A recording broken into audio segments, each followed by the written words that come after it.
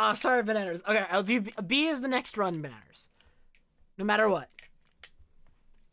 You have dibs on the next run.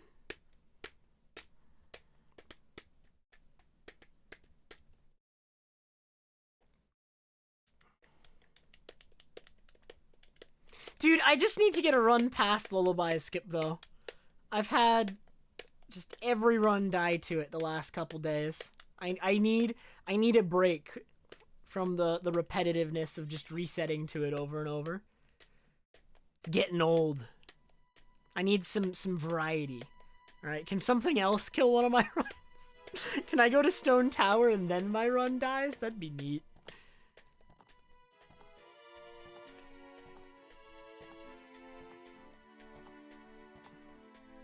Thanks, Lou.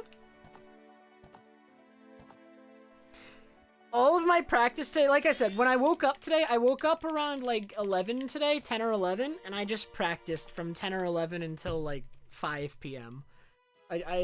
Most of my practice was like late game centric, so that if I make it past Lullaby Skip, I know I can execute on the late game. That's the most important thing.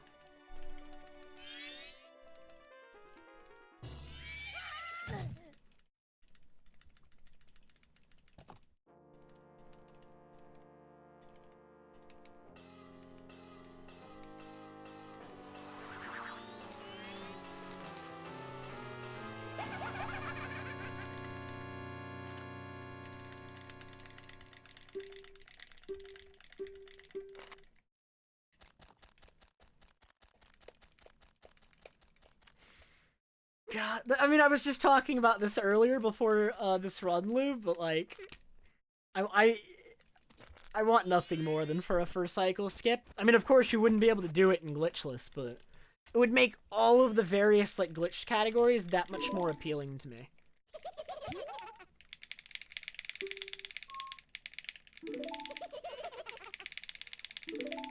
All right, Simper, I'll do my best.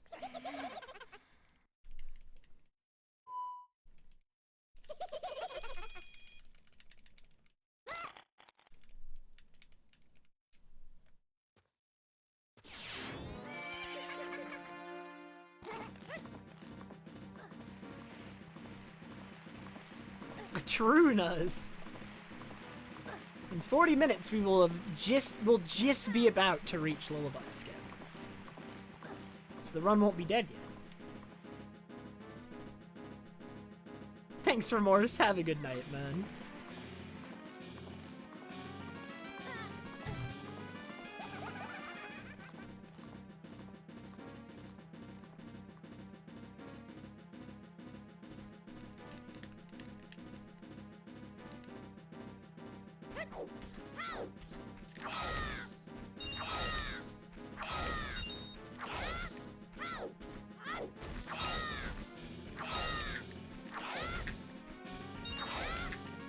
Alright, you know what? 15. Really bad luck. Let's just keep going. Oh, but I got log skip. Ooh. I'm gaming. Well, we're at 1 run dead to Lullaby Skip so far today, Sausage. But you know what? I'm chilling. It's okay. Because I got really, really bad luck on Lullaby Skip. Yet again.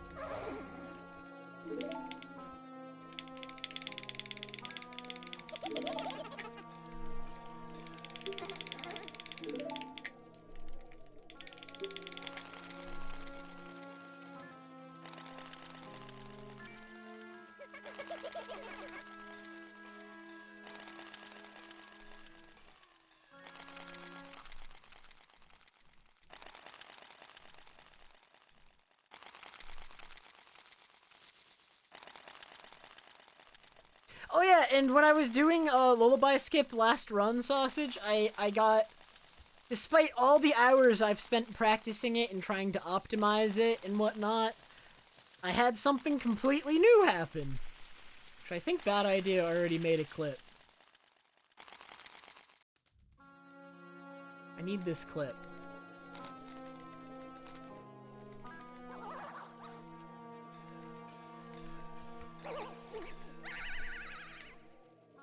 Yeah, everyone, if you weren't here for the run that I was just doing to see that, you should watch that. It's pretty funny.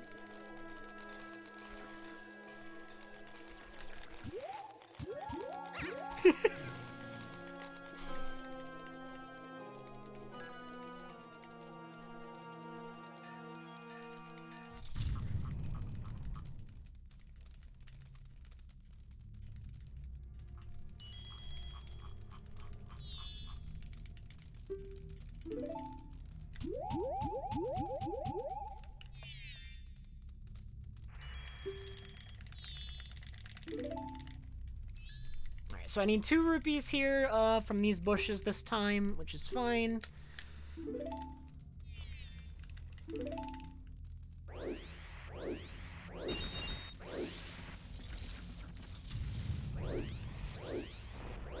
Huge, Violet, huge.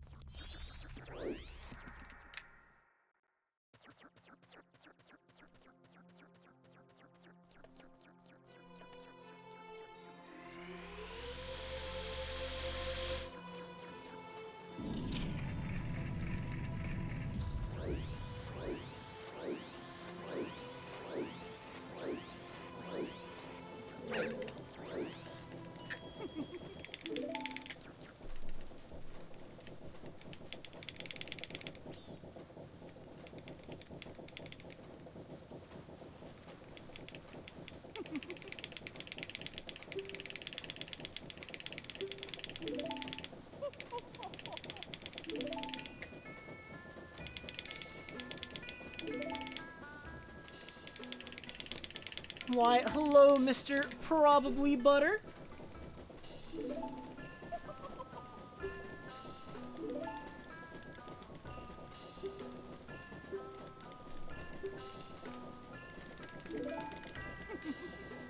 Yo, Butter's been blue for a couple days now, I'm pretty sure. I think I'm just used to it by this point.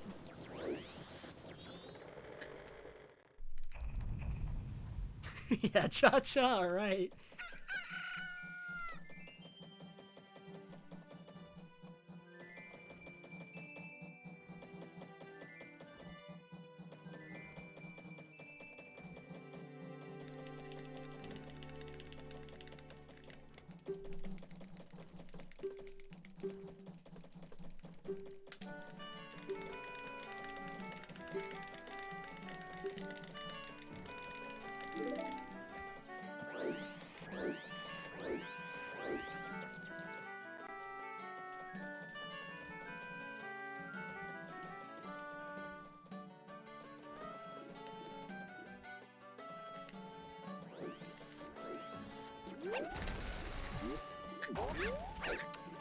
What? Okay.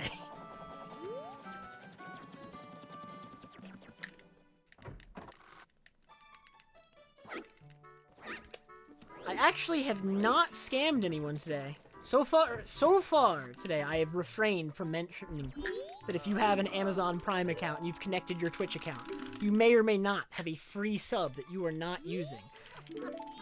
And even still, if you've used that sub before, it may have renewed and you're just not taking advantage of it as much as you should be. Get that free sub once per month in someone's channel, preferably mine. But me.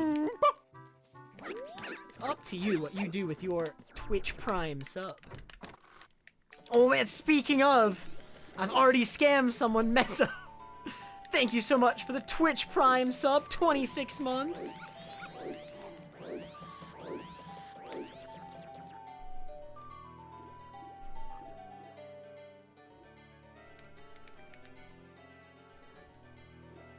And thus TrevPerson rears his ugly head yet again.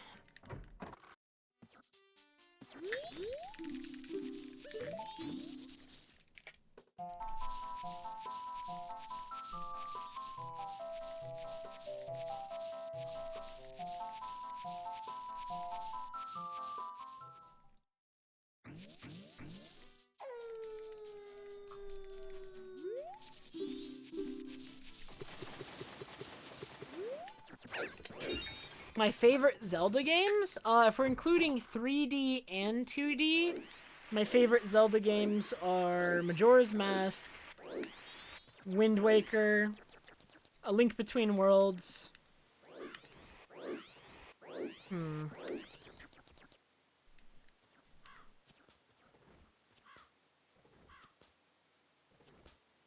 Skyward Sword and Minish Cap? That would probably be my top 5. I'm not sure in what order other than Majora's Mask is first, though. I was just like listing them as I thought of them.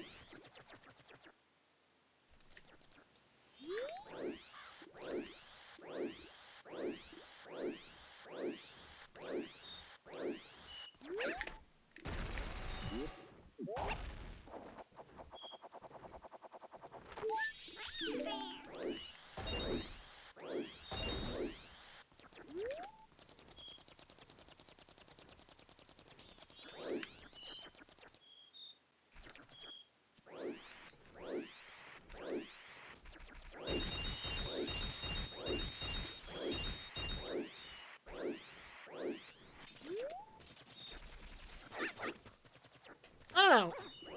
There's a lot of things I don't like about Skyward Sword, but the things that it's good at, I really enjoy it for. I think Skyward Sword is so, like, I've been thinking about it for a while, actually, and I think the reason Skyward Sword is so divisive is because it's really good at a couple of things, and it's really bad at a couple of other things, right? So, like, if your taste in game aligns with the things Skyward Sword is really good at, then you're really gonna like the game. But if those things aren't, like, the primary, like, aspects of a video game that you find enjoyment in, then you might not like the game as much, because it's really, really bad. It's not just, like, kind of okay across the board. I personally feel like Skyward Sword does a couple of things, like, really well. But then there's some other things that it just completely fails at.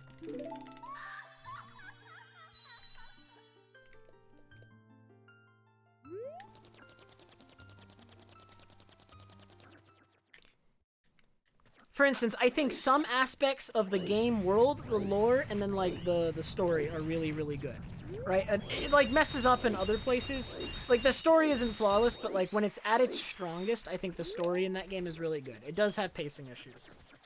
So I think, overall, I like the characters. The characters are really, really good. I think it has some of the best dungeons and bosses in the game, or in the series, out of any 3D game. I think the dungeons and bosses are definitely one of its strongest aspects and something it does better than pretty much every other 3D Zelda. The motion control, fighting, it's hit or miss, but even if you're... So, like, some people will say they have trouble with the controls. I never had trouble with the controls. However, even if you don't have trouble with the controls, I think that the motion control fighting does not have the depth they were looking for to get out of Wii Motion Plus. So I don't think that's one of its strongest aspects. Like, even if you're not someone who was struggling with the motion controls, I still don't think the motion control fighting is one of its strongest aspects. It's kind of just okay. Now, the motion control fighting is really, really at its strongest, I'd say, when you're fighting a human-type opponent. Girahim and Demise are really, really fun boss fights. Those are the fights that get the most out of the motion control fighting. I love fighting every version of Girahim and Demise. They're so much fun to fight.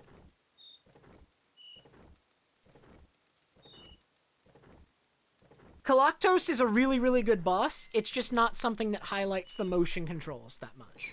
Right? Galactos isn't good because of the motion controls. I'm talking about fights that are good because of the motion, or like fights that are good with the motion controls. Galactos, like the motion controls aren't front and center. You know what I mean? But yeah, like all the I think most of the bosses in Skyward Sword are really, really good either way. But the ones that showcase the motion controls the best, I think Girahim is better than Demise in terms of showcasing the motion controls, simply because he does more to like implement it. But Demise is also good. I think Skyward Sword's best dungeons pretty much transcend everything else. There are a couple more generic dungeons, but the better dungeons that Skyward Sword has, I think, are pretty high on the tier list. Like, I'm mostly thinking, when I think Skyward Sword and my favorite dungeons from it, I think Sandship and I think Ancient Cistern. Those two are fantastic. And then none of the other dungeons are bad, but they don't stand out, I think, as much as those two. Luneru Mining Facility is good. Like, what are the most generic ones? Like, Earth Temple is kind of whatever.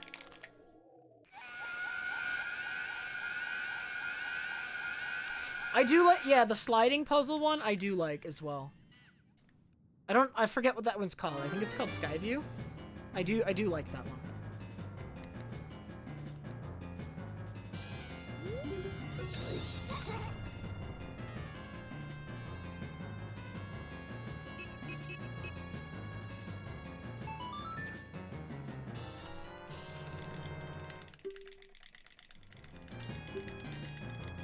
Oh, Skyview the first temple? Then what's the sliding puzzle called? Sky Keep. Oh my god. That's basically the same name.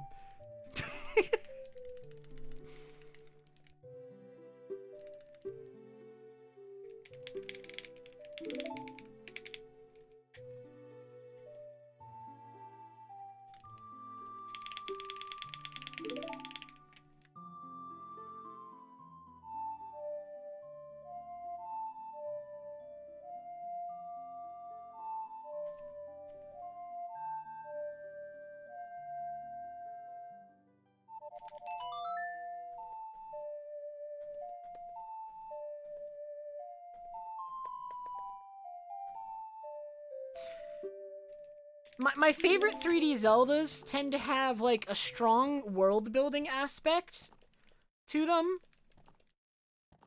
And tend to have really, really good dungeons. I think. I think those tend to be my favorite 3D Zeldas. Not always, but I think those are areas where Skyward Sword excels. Like the dungeons, the bosses, and then like the characters and like the world building within the story. Even when the story has really bad pacing, like the world building within it is good. Which anyone who knows about my taste in games, like really, really good fictional worlds draw me in like every genre. But it's also like a big reason I'm like huge into JRPGs and in good RPGs in general. Because they tend to focus the most on world building, and when they do it well, I can just get sucked in, man.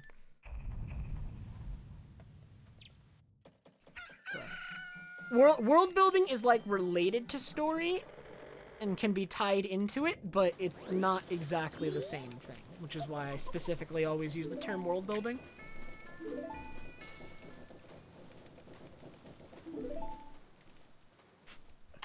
I don't know what other people do. I'm talking about games I like and why I like them.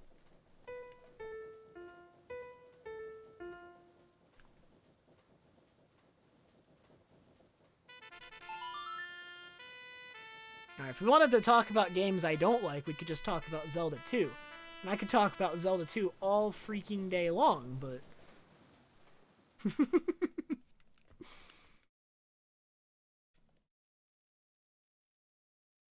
I have not played Breath of Fire. I actually do not know what it's about. I've heard the name before, though. I've definitely heard the name, but I don't know anything about it beyond the name.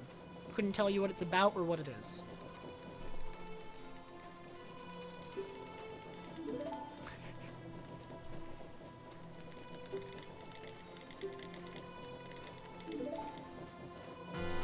Alright, I'll add it as a channel point reward, bad idea, for 10 million channel points. Maybe I'll make it 1 million channel points. You have to choose between the dab or Zelda 2. Please just choose the dab.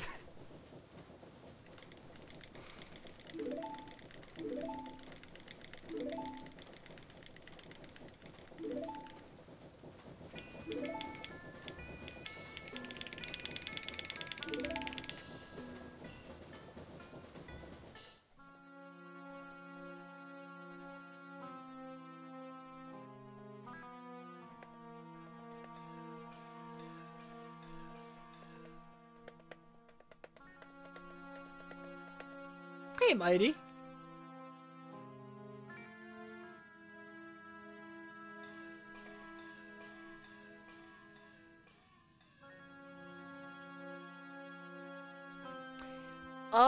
I have not, Sausage. I do mean to. But I have not tried them yet.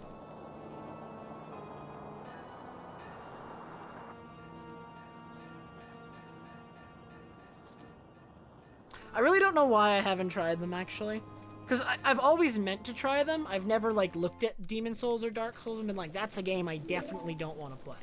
I think I even own Dark Souls on Steam, because I got it on sale at one point, because I did intend to try it, and I just haven't yet. It's just, like, one of those games that's been on the backlog, and I haven't gotten around to it for no particular reason, other than lack of time. You know what I mean? Maybe if I play it one day, though, I'll stream it, because I do intend to play it one day. See if I like it.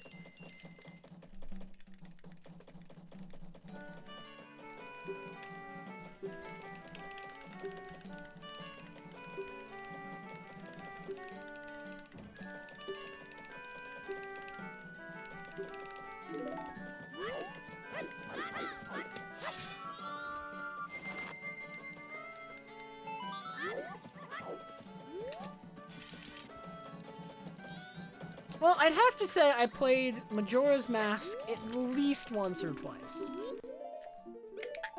Full disclosure.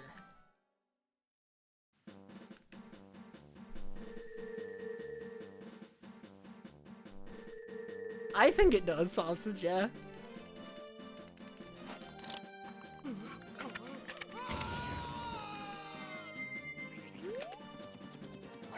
I think, like, within the 3-day system, they were able to do a lot with the game world.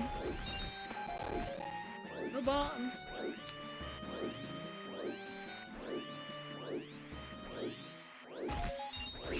Okay.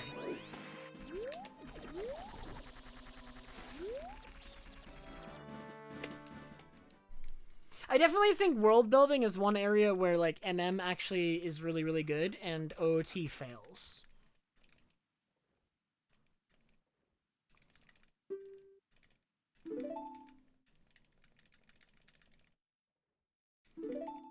Okay, I couldn't tell, Sausage. I figured you were being serious because to me it makes sense that you were being truthful, but that emote carries, like, to me, a very mixed message. I couldn't parse that emote.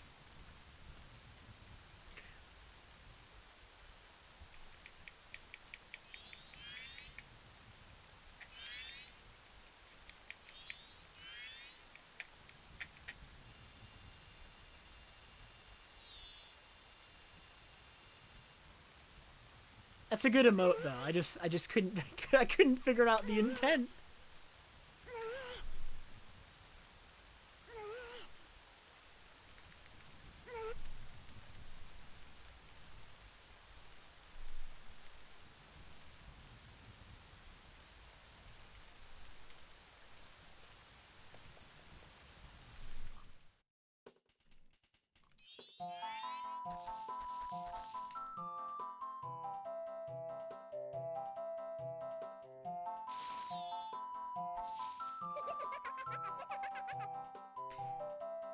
Yeah, like a lot of the side quests and like character stuff going on in MM is like really ahead of its time, I feel. There were very few games doing the kind of stuff MM did.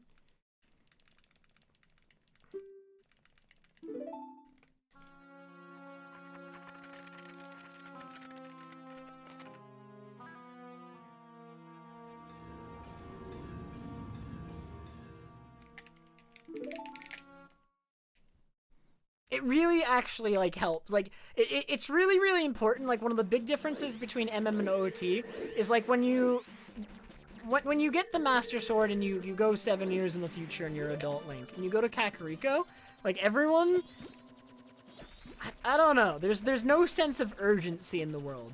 Despite like the state of Castletown, like you get like a passing mention of it every once in a while, but like otherwise everyone just seems to be kind of the same. There doesn't seem to be like a connection between like the state of the world and its characters and like and the story. I don't know. But with MM, like you can see like changes in the world as the moon approaches, like all the different events that occur. That's the kind of stuff that just like captures me. Like people reacting, like the world itself doesn't need to be believable in a realistic sense. Like when a world is believable, it's believable in that no matter the context or like magic is fine, but people have to behave and react appropriately to like what their world is within a fictional world.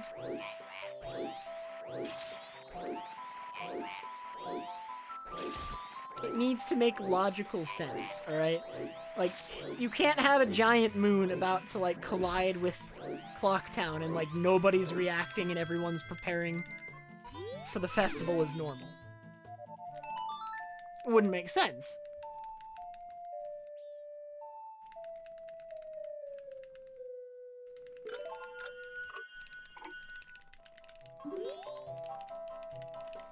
Thank you, Bananas. I hope so as well.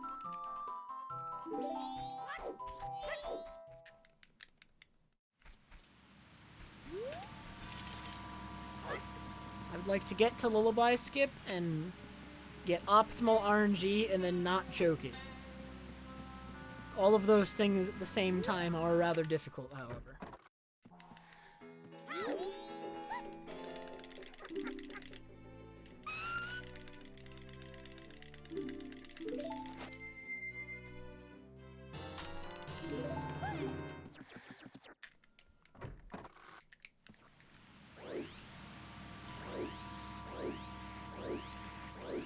I believe it was originally intended to do like a 7-day system or something. Didn't they say stuff like that in interviews and whatnot?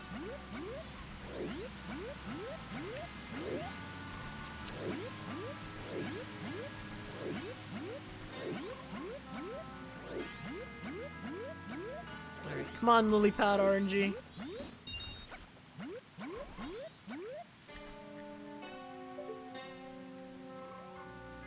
Oh no. Oh! Okay, wait, we can work with this next time it goes back.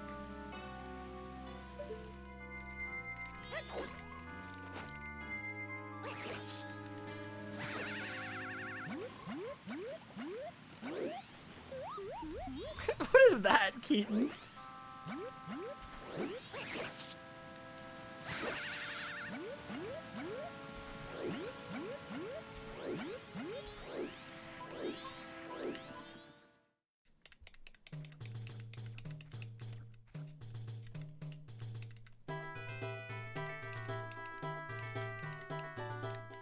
Dude, I do it by accident all the time, Zuner. I don't know. It loses me time though, so I don't think it's a problem. I need to stop doing it by accident, like when I'm just mashing. What?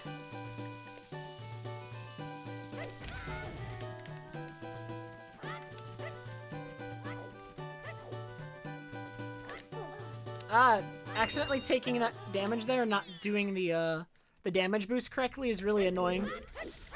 Because now I'm gonna have crit health.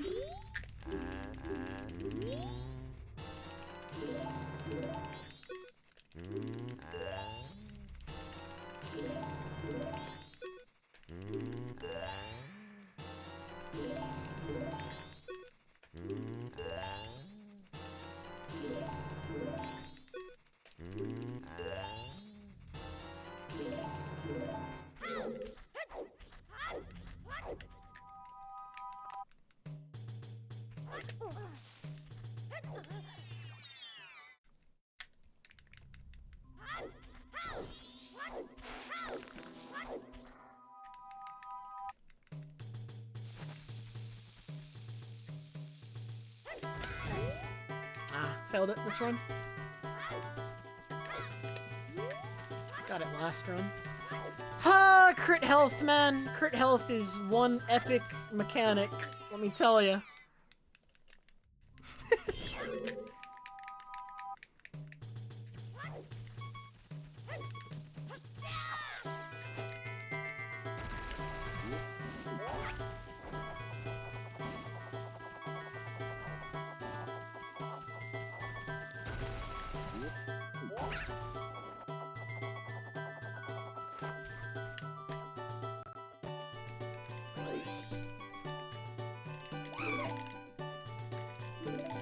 That backup's okay, but it's only slightly faster than just waiting on another cycle of the platforms.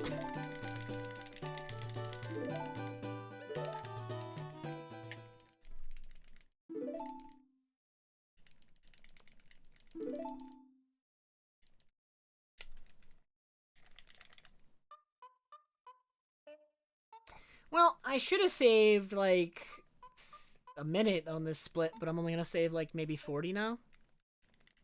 I'll still be in the green.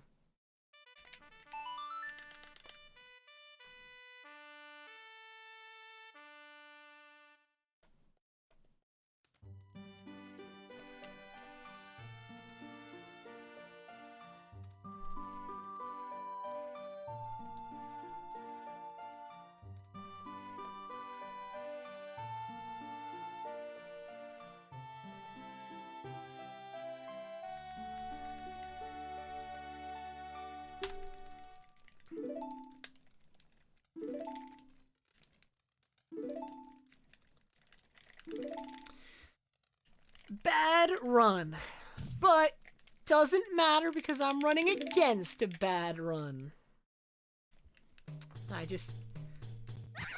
Really, does the quality of any run matter before Lullaby Skip, since it kills every run anyway?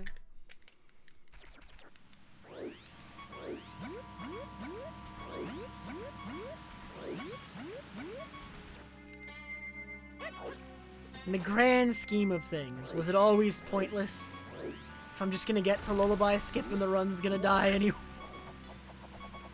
It's a pessimistic view on things.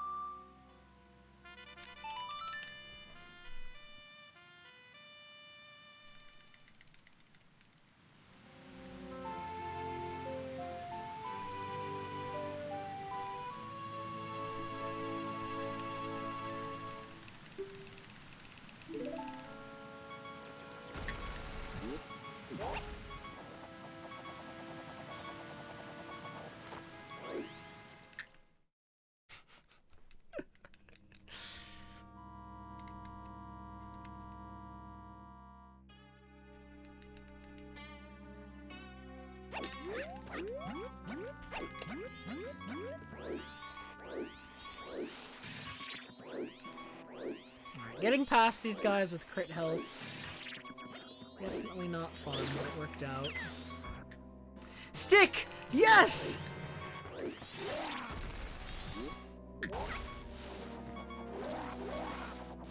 I spun in place twice though, which was bad. Because I thought I was already on top of the flower.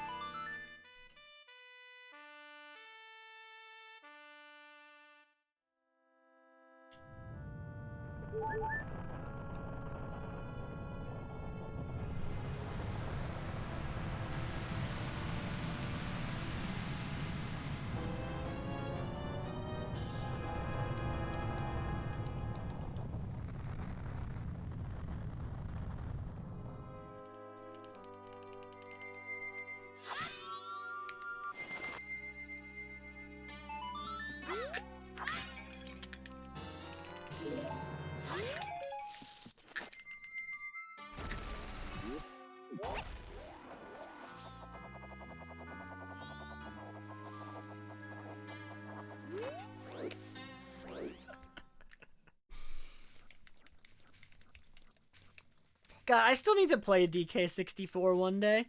I've heard, like, very, like, opinions on that game seem very divided. Some people remember it really fondly, while some people just, like, absolutely just do not find enjoyment in it whatsoever. Without having played it, that already seems, like, very interesting.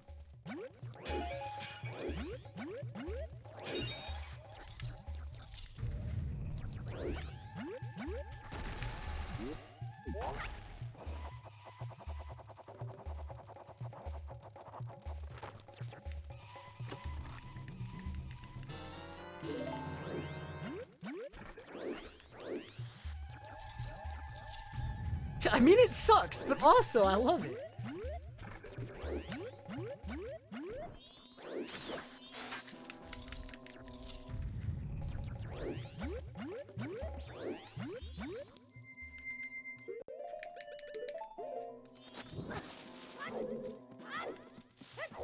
Okay, so I just took an 1/8 of a heart of damage. I don't know if that's gonna matter.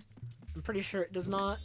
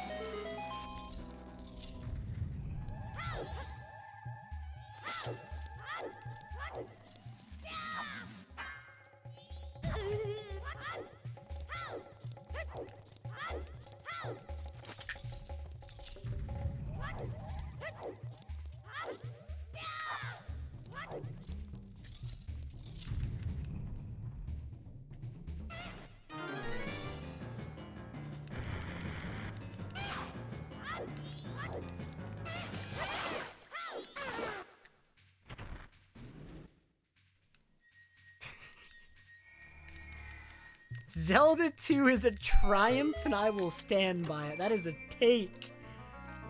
But I respect it. But do not agree with it. That's okay.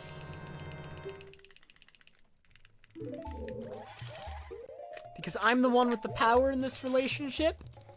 And so if I ever decide to change my mind on that, I can delete you.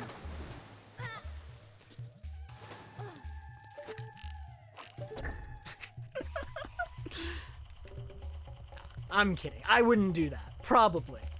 I mean, I have been known to have my tyrannical streaks, but, you know, other than those, I will not be deleting you anytime soon.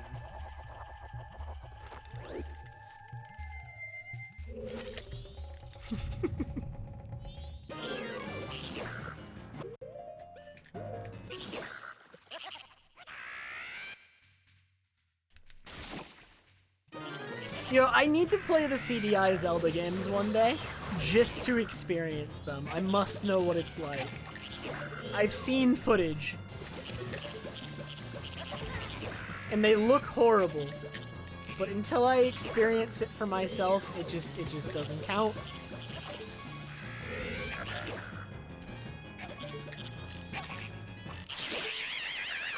So that bomb didn't hit me like I wanted. I'm gonna have to shoot one. Yo, what's up, Harpoon?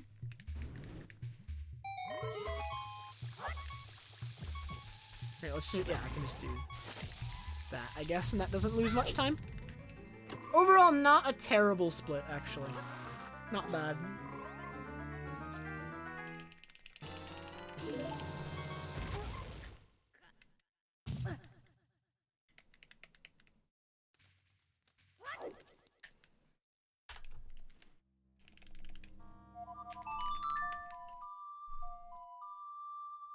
Yo, Harpoon, you got here just in time, alright? We're about to get back to first cycle because Lullaby Skip's coming up. And I think my last, I haven't had I mean, I guess it's not technically really that long, but my last 4 runs have not made it past Lullaby Skip.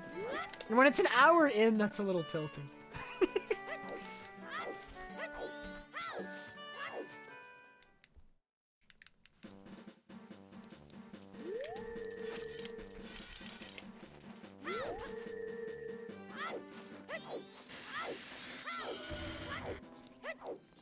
We're about to find out, Timber.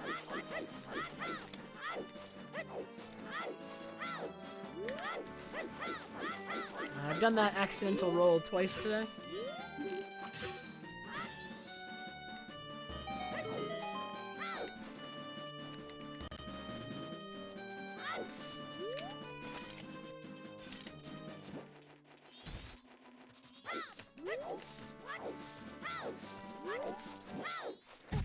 My runs can best be defined in terms of Schrodinger's cat, alright? It's actually just Schrodinger's run, alright? Until we get past Lullaby Skip, the run is both dead and alive at the same time.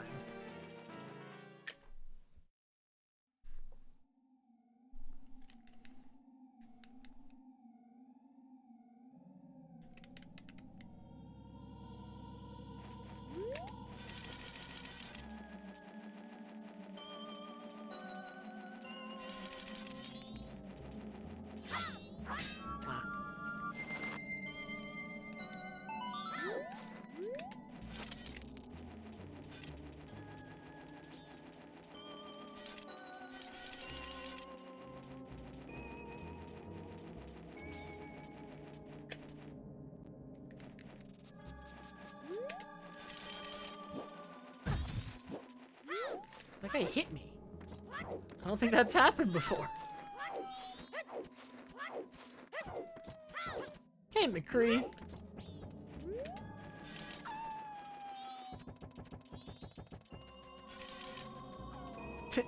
I hope it's true, nice.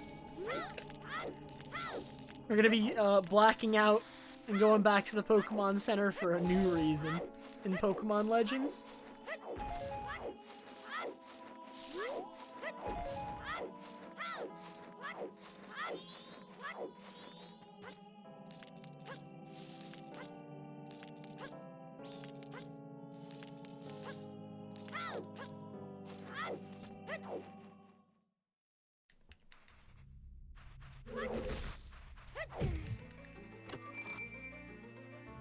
Oh, so Mikri, right?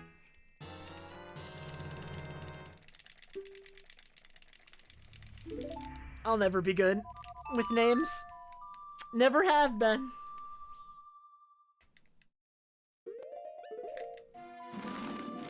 Hard CH. Oh my god, I'm so bad at this. So Mitri.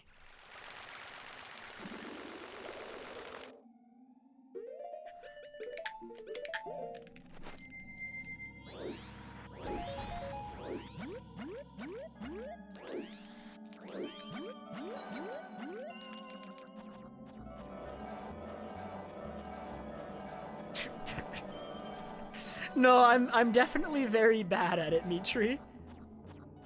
My chat definitely does not shy away from reminding me that someone came into the chat and their name was Mr. Alberto, all lowercase, and I read it as M. Ralberto.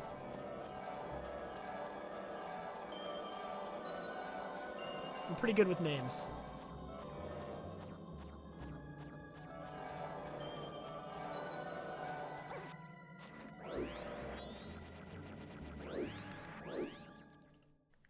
I missed a spin there.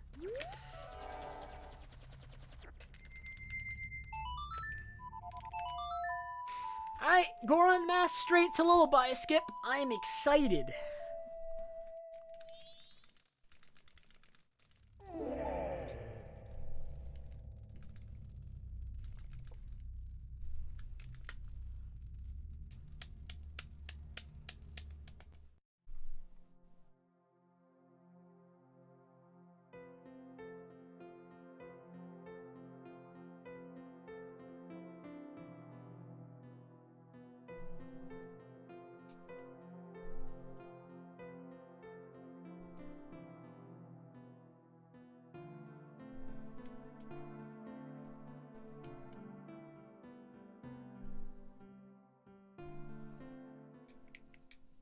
MM has actually a lot of cutscene skips. I just can't do them because, I mean, they're all banned in Glitchless. But most of the cutscenes that you can't skip are in first cycle. A lot of other runs have cutscene skips for the majority of cutscenes in the game now, I'd say. Like, there's very few cutscenes in an 100% run that you have to watch in the grand scope of things. When you consider, like, how many cutscenes there would be if you removed, or, like, if you added back in all the ones that do have skips for them.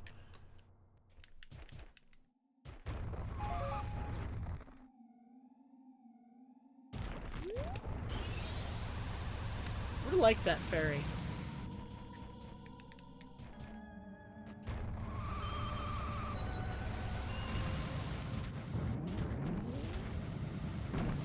Hearts? No hearts. No hearts. If you accidentally perform a glitch, if you can undo the benefit of the glitch, it's fine. If you, for some reason, cannot undo the benefit of the glitch, which I can't really think of an example that might cause something like that, but if for some reason you were not able to, then I think your run would be dead.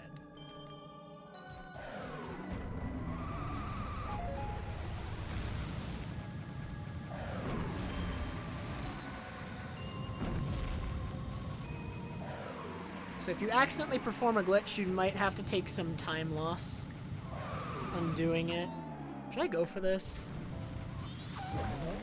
Dude, the freaking Wolfos is so obnoxious, man. I hate him.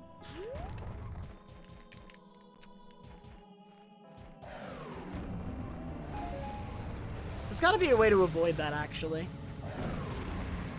I've never had that happen in practice either, though. Like, the Wolfos doesn't usually do that. I can go for this.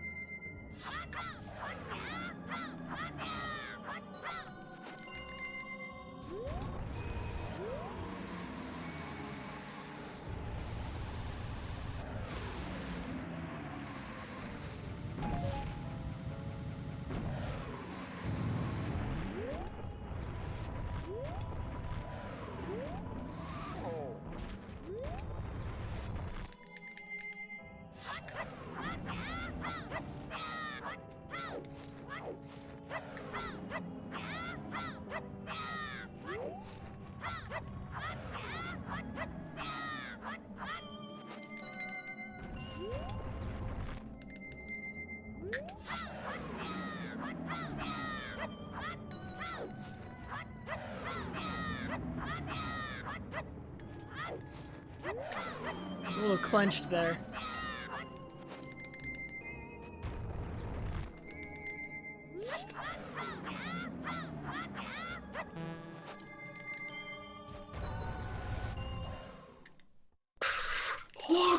Wow, that was such a bad split. This is what I'm telling you, man. I do not have a good gold at Lullaby Skip.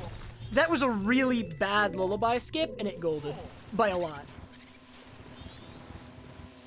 This is what I mean when I say I've never got, like, I just can't get good Lullaby Skips.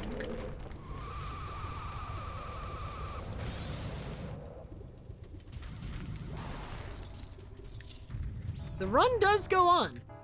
I have not been past Lullaby Skip in like a couple days now, but I'm glad I am. Thanks, Kayla.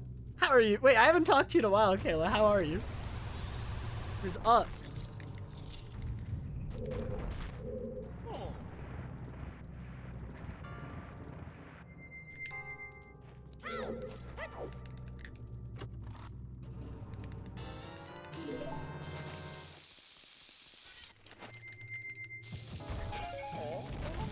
Would you believe, Giga, that when I first came back to Glitchless, I did not believe Lullaby Skip would be as bad as it is, and then I just never changed my splits after that?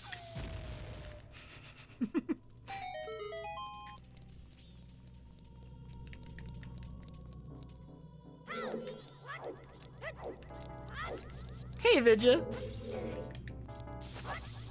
Like, I swear to God, when I first came back to Glitchless to do runs with Lullaby Skip in it, and I was practicing Lullaby Skip, it didn't feel terrible for some reason. And then I just start doing runs.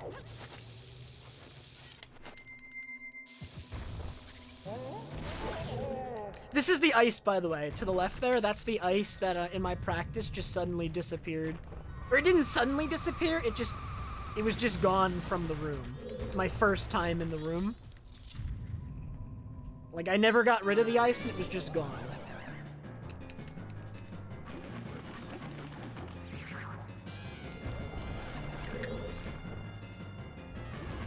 Nah, Octoskip I figured out, how to do consistently. However, it's still very dependent on LilyPad RNG. Which is obnoxious.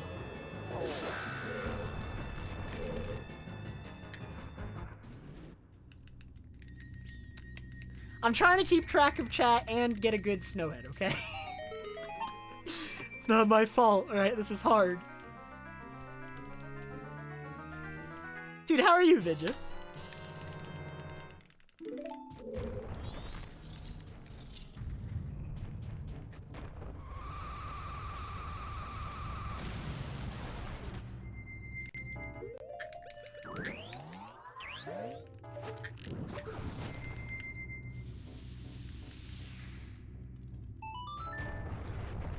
Yeah, Vidya, I saw you did the Rando race earlier today. I saw that on ZSR a little bit while I was practicing.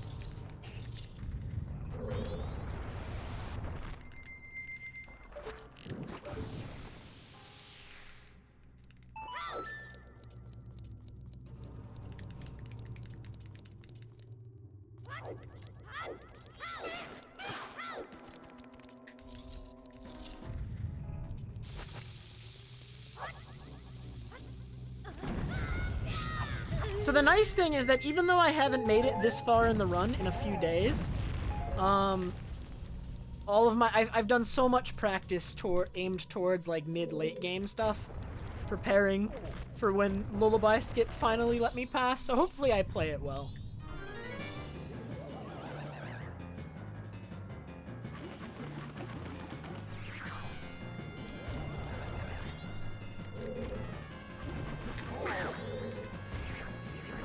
Ah, no, I accidentally despawned them.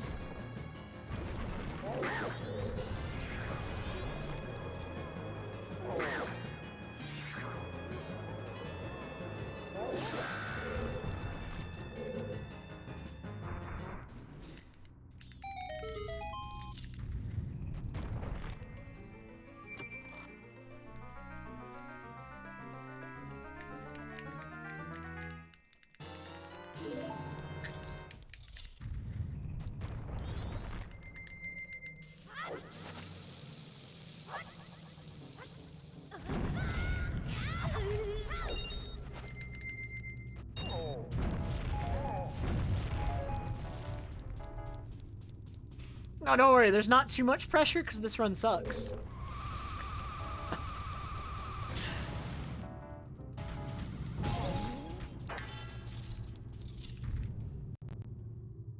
Alright, a good run at this point should be 1.5 minutes ahead, not 50 seconds.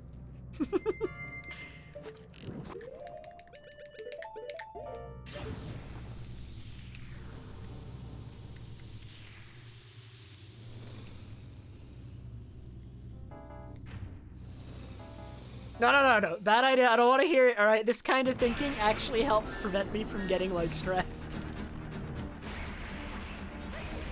It's a strategy I adopted a few years ago.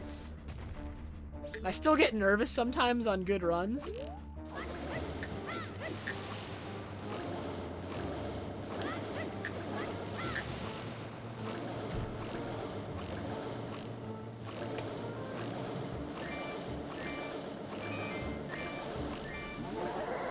but it definitely helps avoid a lot of the nervousness and stress. To always just think about, like you never want to do that early on in a run, but, like, remembering my mistakes. I think remembering your mistakes and, like, judging the run off them actually can help if you're the kind of person who gets nervous easily on good runs. And I used to be.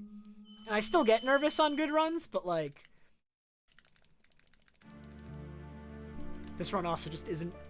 Technically, it's still not good.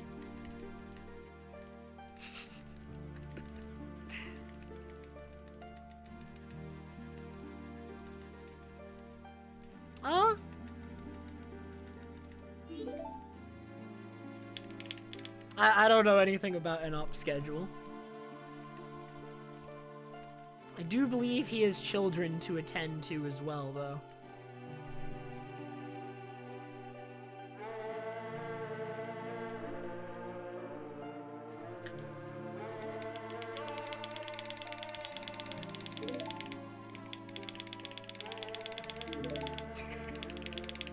Dude, that's what I'm saying, dude. I'm pretty sure Enop and me are, like, the same age. And, like, I don't know, man. I don't want children right now. I really don't. I can't even imagine it. I mean, he, like, if that's what he wanted, then good for him. And I'm sure he did. But that's just, like, from my perspective. Like, I couldn't even imagine. No, I believe Enop and me are both 96, yeah.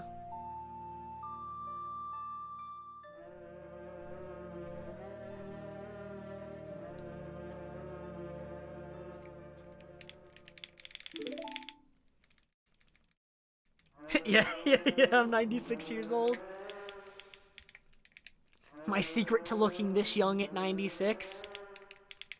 100% Majora's Mask, alright? Everyone better start playing right away if you want to live forever.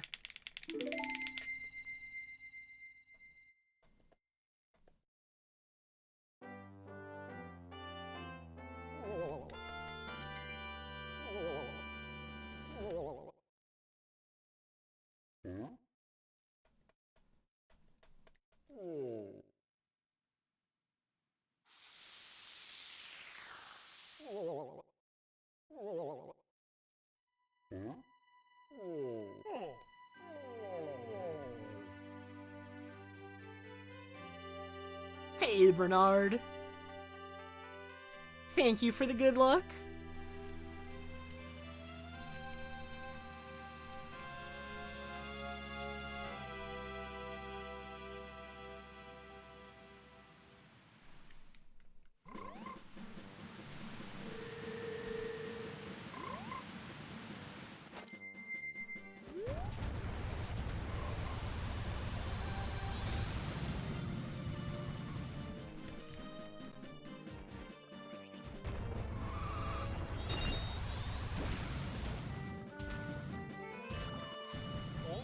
No, I didn't go airborne, the grotto, man! Oh my god. That's funny.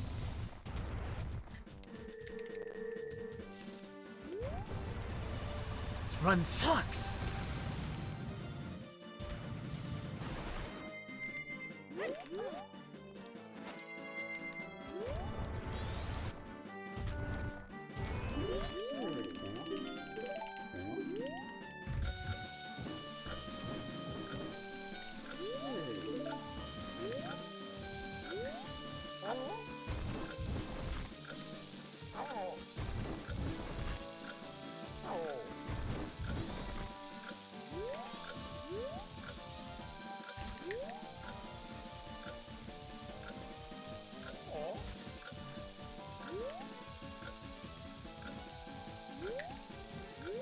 So I actually looked into this movement offline, and I couldn't think of anything faster than what I already do.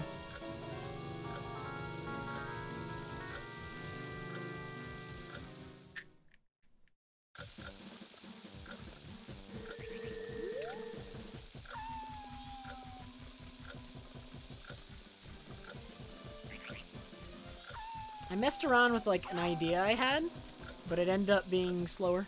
So I don't know. And like Enoch does the exact same thing, so I don't think he's come up with anything faster for that section either yet.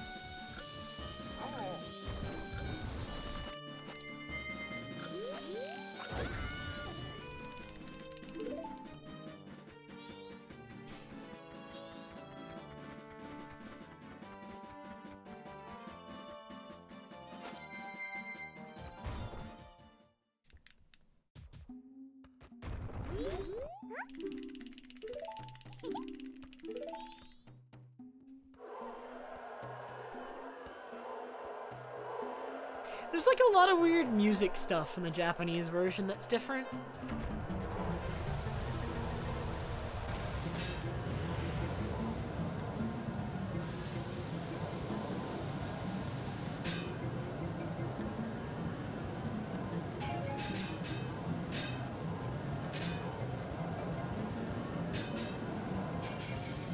Oh man, it's Trev roll time.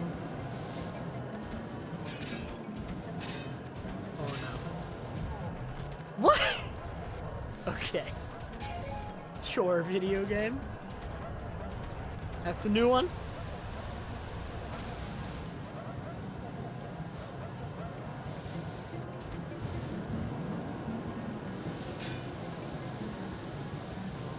Definitely want this magic. Definitely want to avoid this guy. So now, this guy will get after. I'm not catching up to him. I wanted to catch up to him before this part. So it looks like I can just pass him. Ooh, them colliding there is really nice. I can do the turns unimpeded. They might try to pass me here. Okay. 108 win. Not a good win, but we'll take it. A win's a win.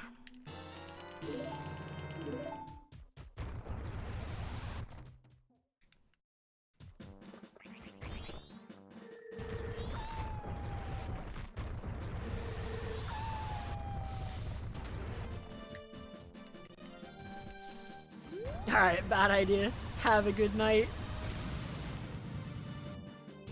Man, I started stream earlier, but I still only got to about as much as the run as you normally get to see about it.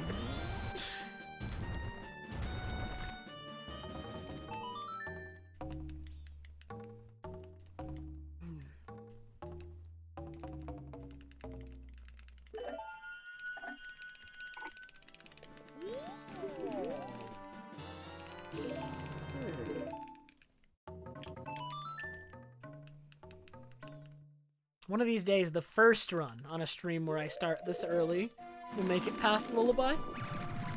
And then by this point, I would be in Great Bay Temple.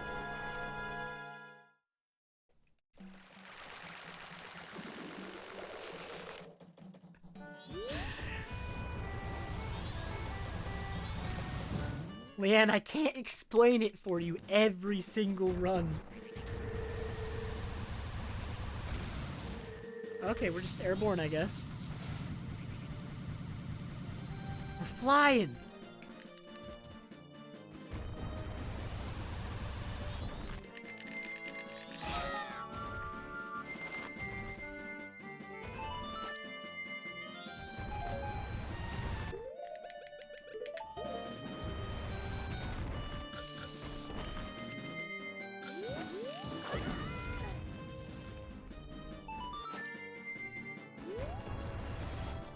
Oh, I didn't get the pause for the ocarina.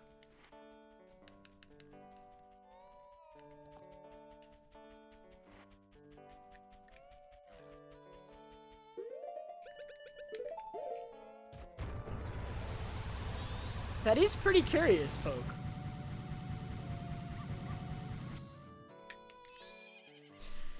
Dude, I haven't been playing like any games besides Majora's Mask recently.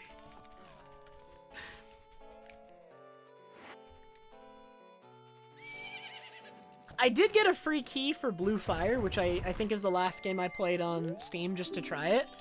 And since the embargo is over, I can say that it was kind of fun. But, I don't know, it had like a lot of problems. It seemed kind of rough around the edges. I was kind of I was sad.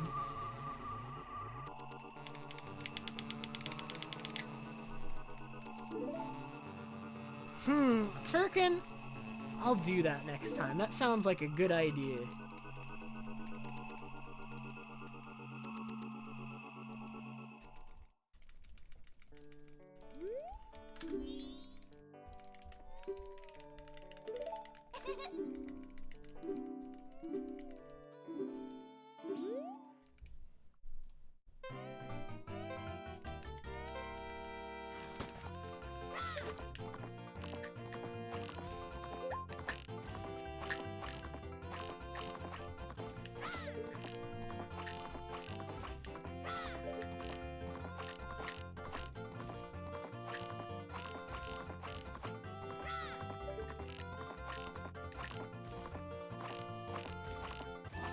Woo, 22, not bad.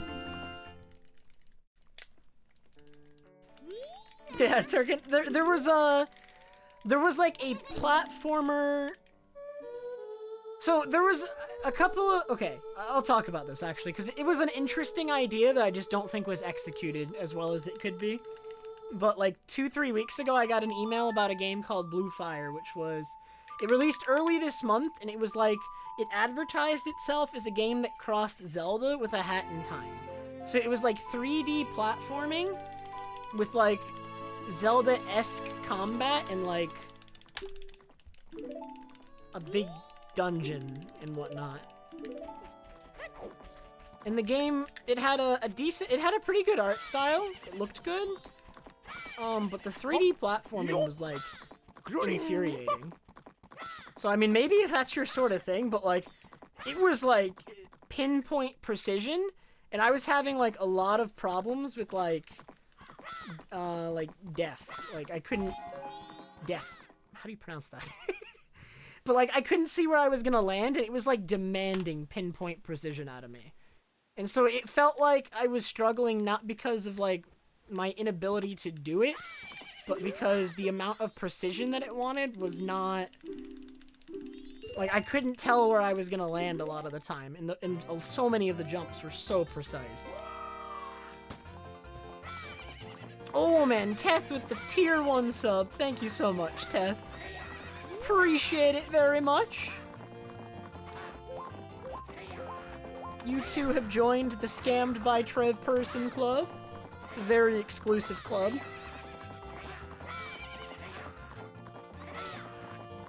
But it comes with emotes, so it's okay.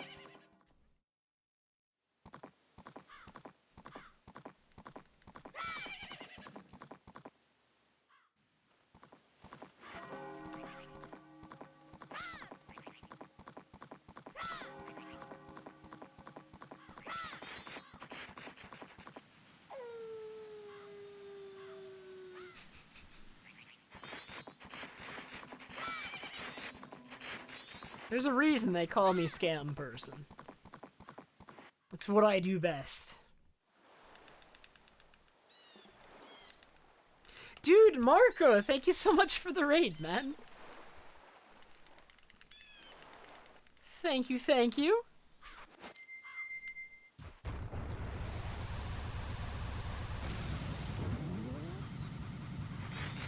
Dude, how was your stream? I have not seen you in a while, Marco. Mainly because I haven't been on Twitch as much recently.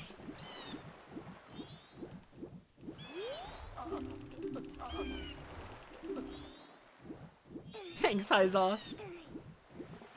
Is that how you pronounce your name, actually? Wait, I don't... I said it out loud before? I don't know.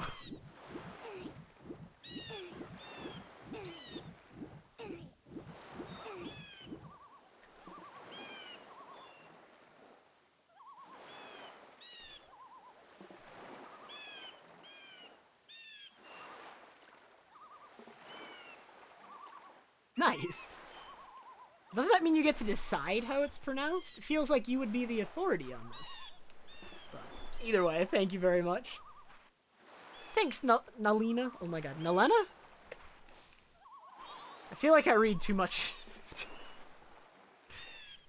Names will always confound and confuse me.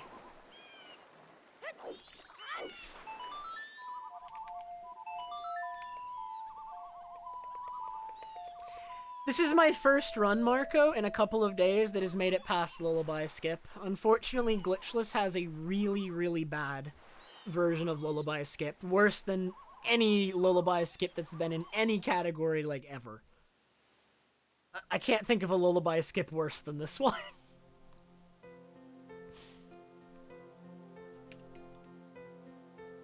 I haven't made it past Lullaby Skip in a couple of days. Yeah, you do it entirely with Goron rolls against the wind, Marco, and then on the slope you have to use a lot of sword slashing. Just mashing sword. And because you can't use ISG, whenever you're slashing your sword, you're locked in place. So the snowballs become a lot scarier. The wind becomes a lot scarier. There's RNG components, because the most random portion of Glitchless Lullaby Skip, Marco, is the slope at the very beginning. You know, the one that the invisible Goron sits on. You know how there's a slope right there before you get up to Snowhead proper?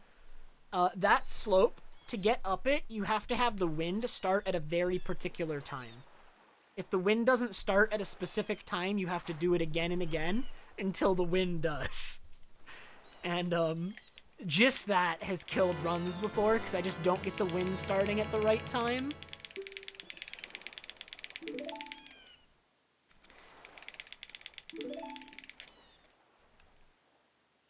It sucks. I hate it. I think between me and Enop, we both have, like, pretty similar success rates with Lullaby Skip. I think we both reset, like, 60-70% of our runs to Lullaby. Although Enop, I think when he first started Glitchless had it so much worse. It felt so bad. Like, whenever I watched Enop when he first started running Glitchless, he had like 90% of his runs die to Lullaby Skip. It was like impossible not to feel for him.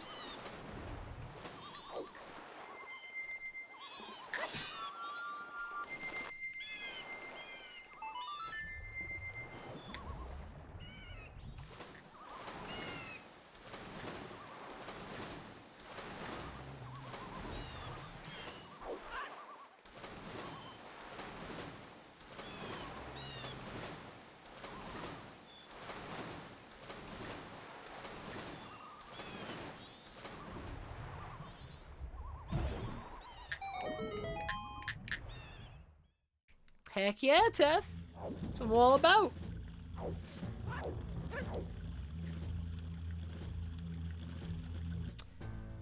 Most of the temples in Glitchless are really, really good. The least interesting one, I think, is Woodfall. That was bad movement. Although Great Bay definitely stands out. Great Bay Temple is really, really good. This section of the run is actually also really, really cool, Marco, because it's like a traditional, like, in-game time segment like Hundo used to have back in the day. We're building up to aliens right now.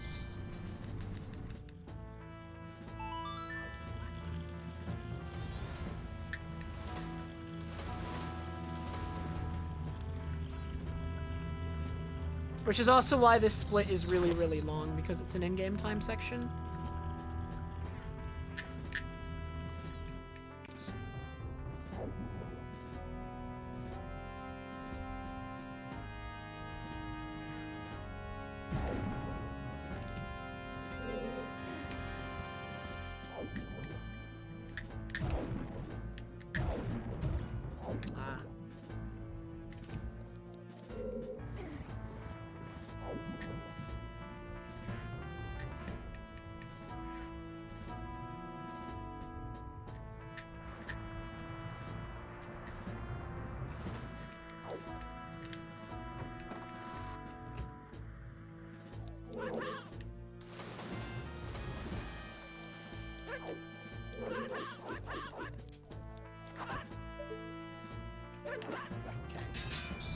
Been aiming there a little bit too hastily in past runs, and I've actually missed that switch on like several recent runs, which is just it's just not good with how important it is you're fast.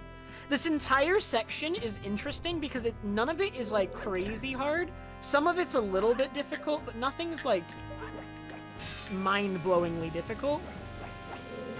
But if you make like even like it's so tightly routed because it's an in-game time section, and because it's not super difficult, that mistakes get very bad in this section quickly, like even small ones.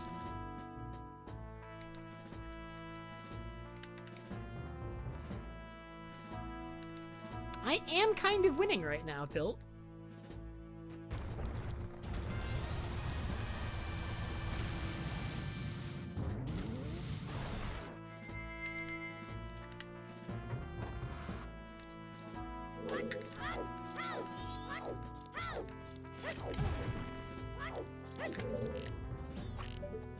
Yeah, recoil flips and long jumps are both banned in Glitchless. It's the primary difference, actually, between this category and Bug Limit. Bug Limit is almost identical to this category. It's very, very similar. There's not a ton of differences, but there are some. But Bug Limit allows long jumps and recoil flips. It also allows clipping through ice. And it allows escaping Clock Town in first cycle. Oh, and one of the newer developments is it also allows the sunblock removal using water. That was a bad equip. The equip was supposed to be this, and then I would come up here and do Goron. And I'd pause again and do this, and then soar. I lost a little bit of time to correcting that equip, but I'd rather correct the equip and learn it properly. Or like, help memorize it properly. If I'm gonna do it wrong.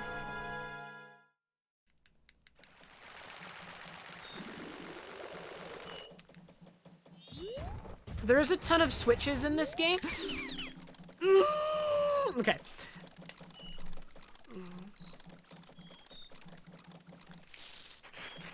So there's a ton of switches in this game that can be removed with light arrows. And any of those switches that can be removed with light arrows can also be removed with hot, like, spring water. It's just the way the game works.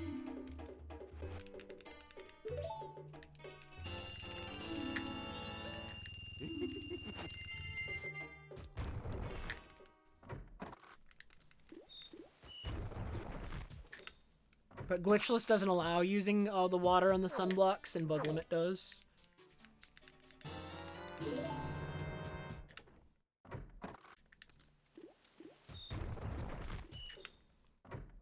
All of them, Belladonna. Like, anything that light arrows works on, in terms of, like, a switch or a block or any of that, spring water also works on. You can invert Stone Tower Temple using water. But you need to hover really high to do it.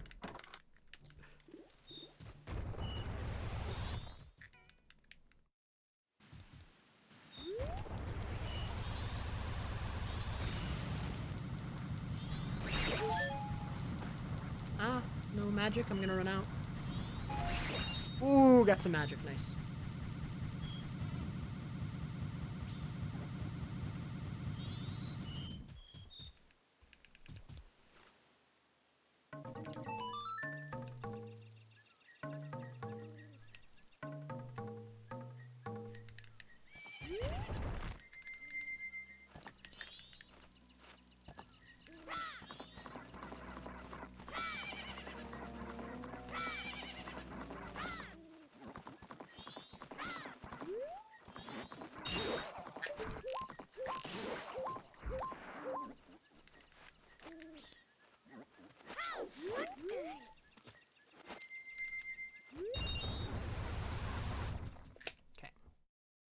No Jinx. In-game time is good. All is well. Thankfully, the mistake I ended up making was a cutscene one, so in-game time did not change.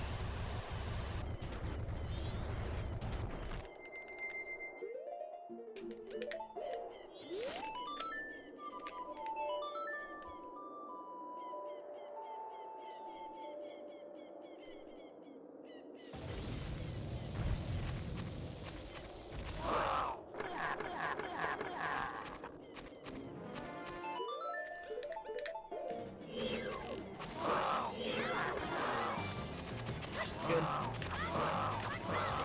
It's exactly the direction I wanted to send him, because it lets me trap him against the wall right away. Makes the fight very fast.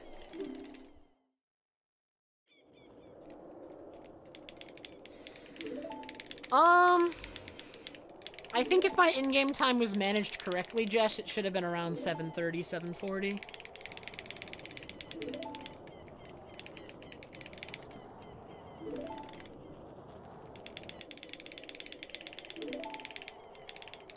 No, the length of the cutscene's the same either way.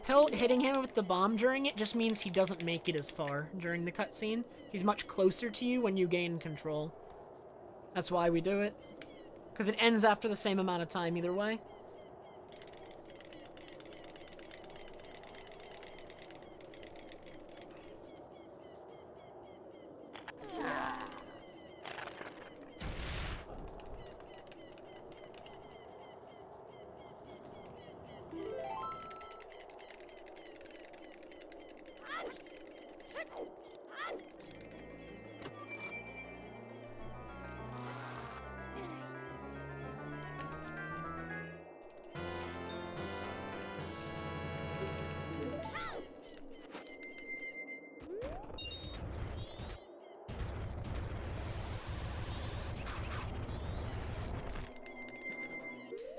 Alright.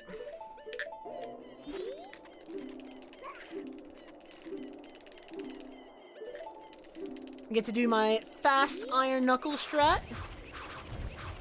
Hopefully he doesn't give me horizontal slash, but either way, I am prepared.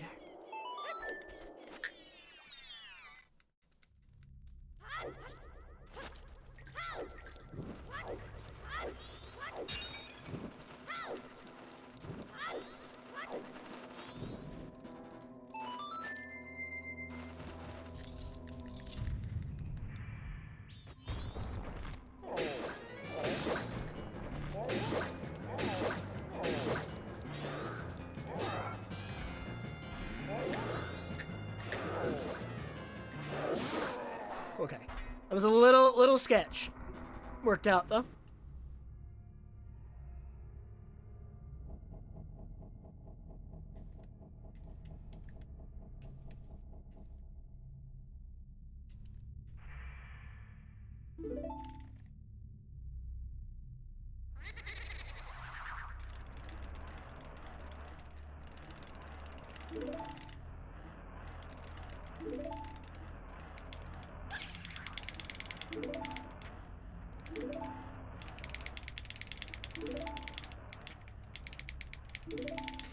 I mean, as far as I'm aware, Jess, 735, 740 should be doable.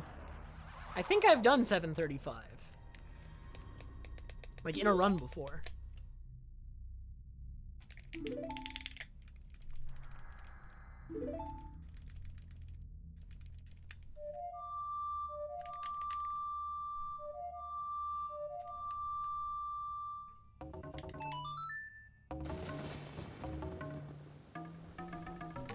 My first controller that I ever speedran with, I think well, no, okay. My first controller that I ever speedran with, actually, I had to switch because the start button stopped working.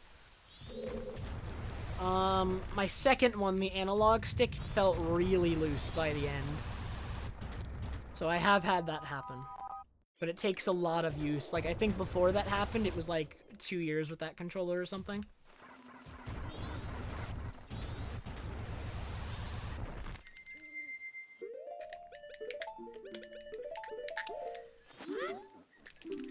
Keep equipping the wrong mask.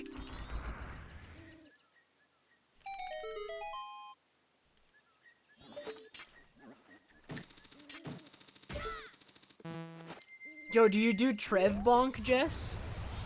In Pirate's Fortress? Off the hookshot pillar? Aw, Jess, Trev Bonk. It saves like a second. It's huge, it's huge.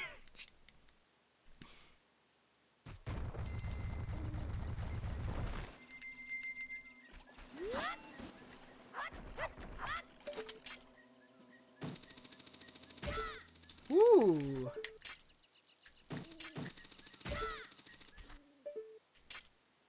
That was fast.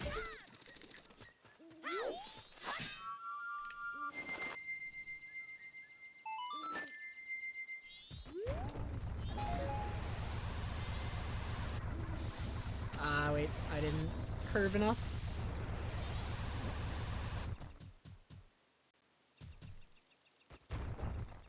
Trev Bonk is, I did it this run, so actually you can go back in the VOD and look at it, but when I get to Inner Pirate's Fortress, which is, like, the part right before I get, like, when I get out of the sewers, and I'm in the, like, I'm in the interior of Pirate's Fortress, but I'm not inside a building, you know what I mean? That's called Inner Pirate's Fortress.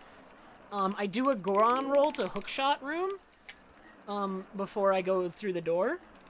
And that Goron roll, I do like a bonk off of a hookshot pillar that like turns me around and prevents me from having to like stop and start. I don't know how to describe it. It's like you have to see it, but it was like 10 minutes ago I did it this run.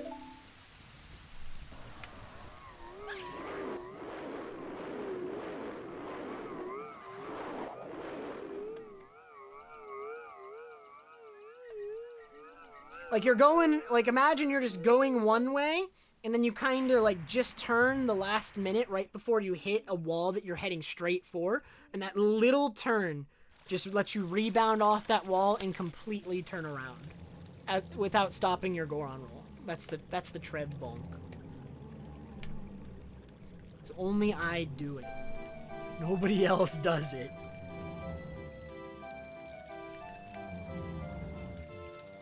Maybe Enop does it, actually. Wait, I haven't actually seen if Enop does it. If anyone else was gonna do it besides me, it'd be him. I'm gonna check. Because I have this PB open anyway. He doesn't even go for it! I'm so mad. It's my bonk. It's still Trev Bonk. Enop doesn't go for it.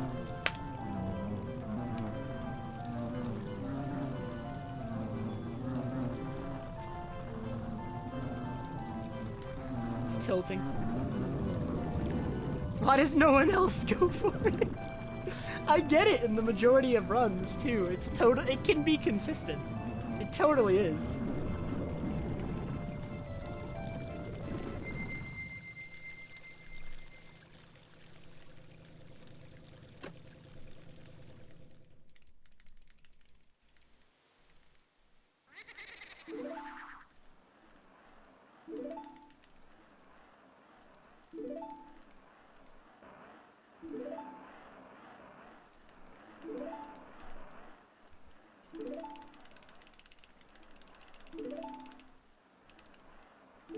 No, Enop should go for the bonk. But nobody else goes for it. It's such a cool strat, and it saves time, and it's not that bad, and... But only I go for it. It's crazy.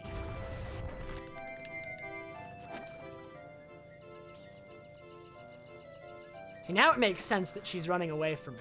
Because I'm just running straight at her with a bomb shoe.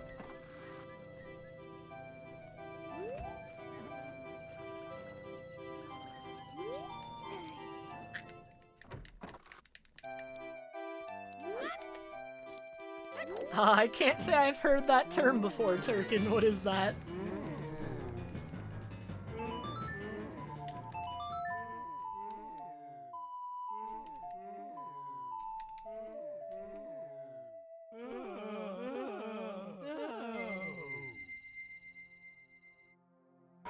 Ledge wiggle.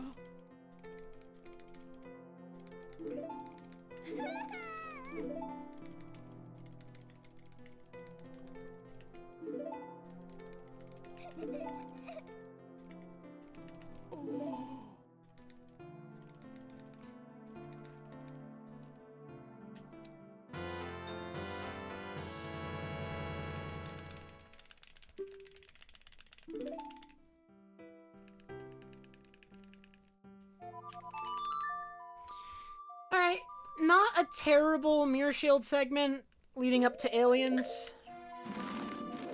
My in-game time, though, definitely could have been played better. Because I'm gonna be arriving there, like, I don't know, like 5 minutes early. No, a little bit earlier, even. Wow, this is actually 15 minutes early? Aw, that's so bad.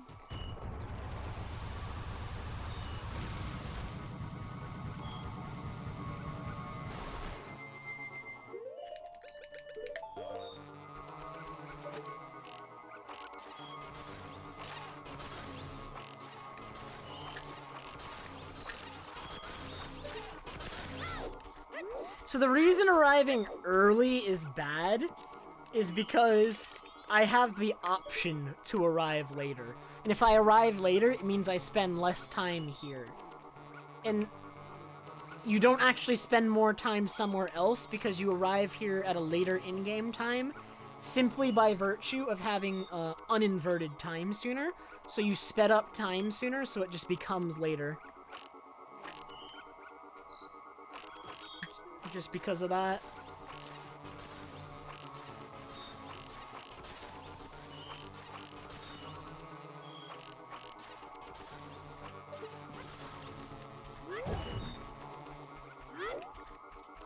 Those eggs.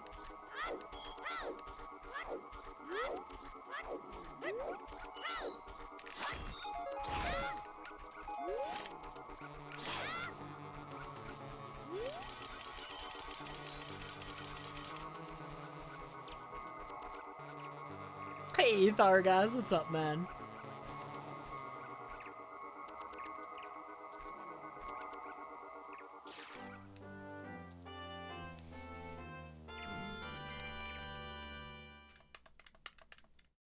This is Ledge Wiggle.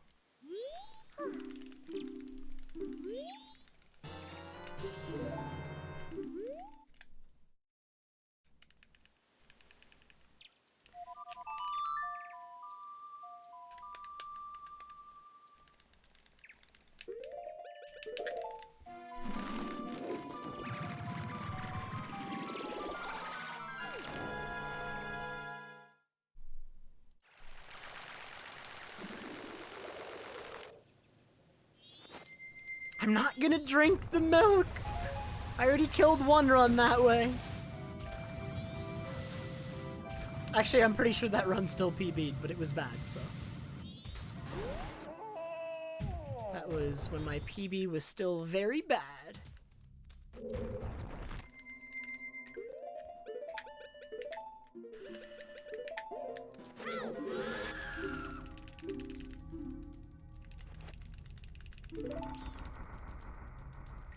100% Glitchless does not have anything as hard as Lullaby Skip in it.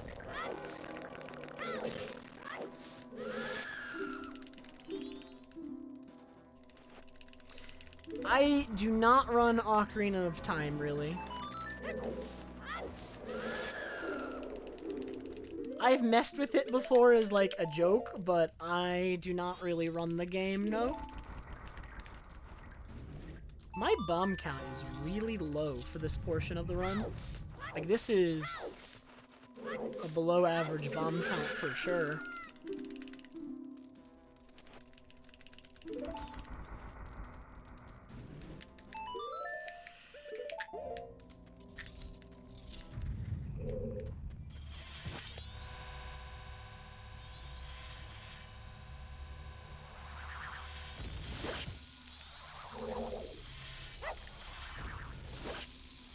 Like, I'm using all my bombs on this fight.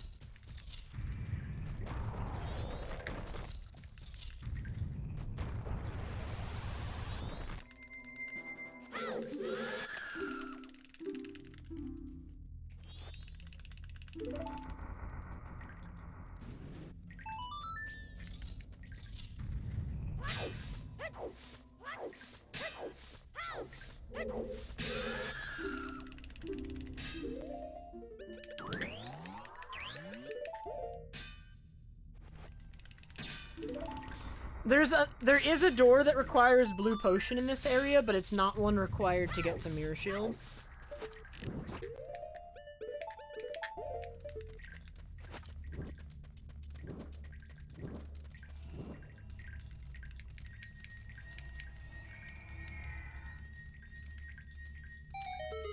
This is gold, but it wasn't a good split. Why is it gold?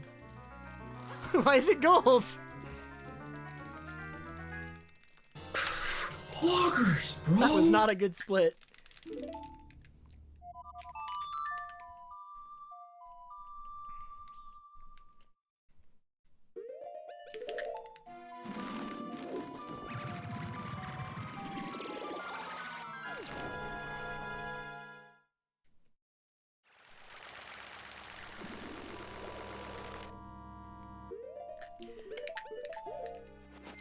No, the left side of the well, Cha-Cha, all it has is a couple of 50 rupee chests, and also it has some of the resources that you need to complete the right side of the well.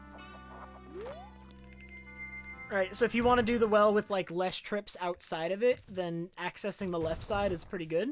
Like, if you're, like, a casual player. But otherwise, if you already know everything you need, you don't need the left side of the well.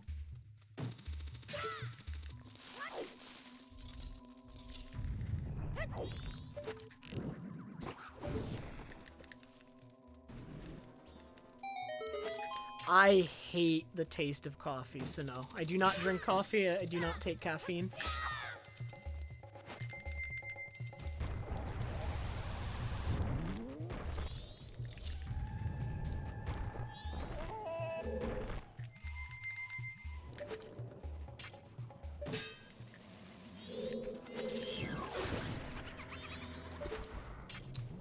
Leave me alone, dragonfly.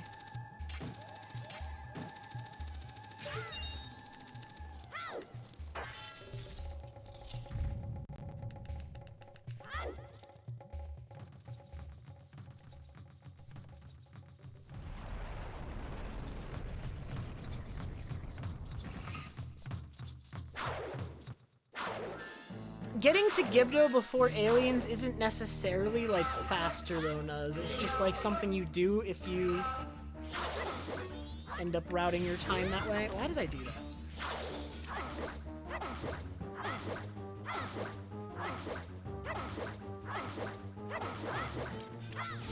Wait, did I miscount?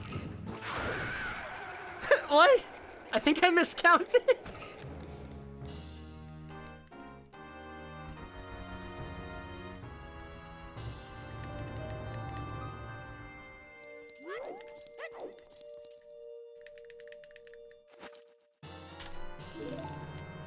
Alright, so we have no splits for a while because my PB did stuff out of order.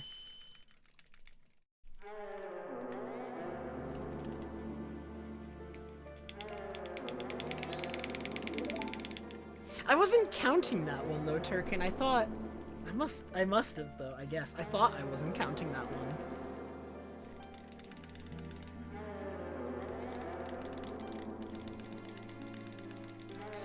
Rituals I do before speedrunning? Nope. I mean, I basically never do runs without warming up first, but I don't have any really things I'd call rituals.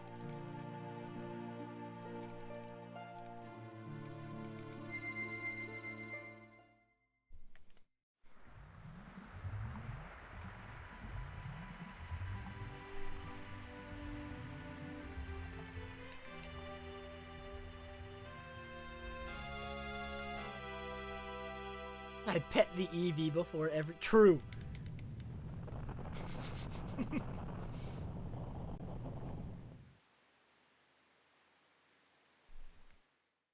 That is a frog gin.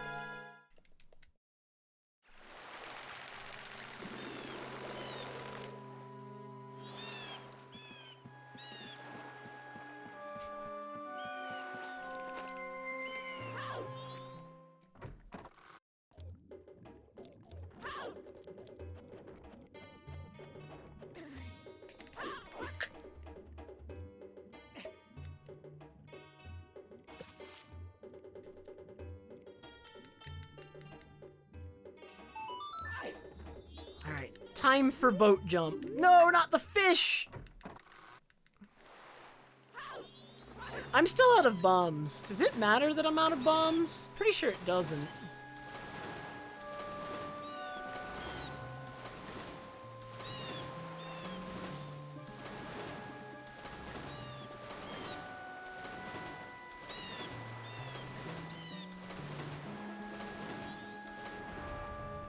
Alright, get ready for a sick strat if you've never seen it before. Now that we're coming up on the Great Bay Temple segment, we have all the cool strats. I'm gonna fail it, now that I'm hyping it up. You should never hype something up.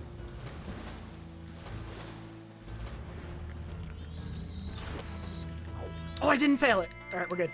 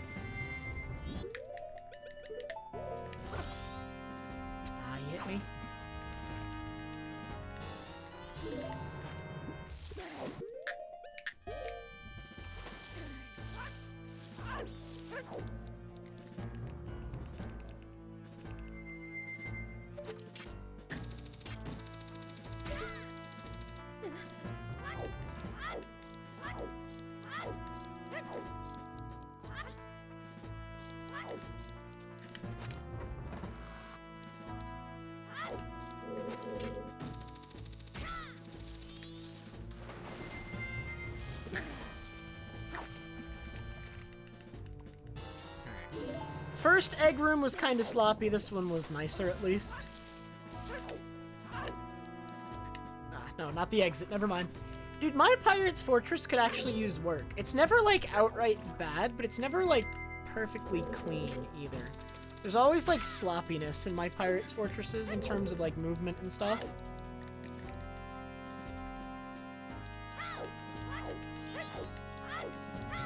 This area actually is just, like, really, really hard, I think, to have, like, optimal movement in, unless you practice it a lot. Like, I definitely had the best Pirate's Fortresses back when I, like, ran, like, a category like old any percent that had to do it very often. Yeah, I think I just need to do, like, a lot of practice run-throughs of Pirate's Fortress if I want truly ideal movement, so thank you, Nuz.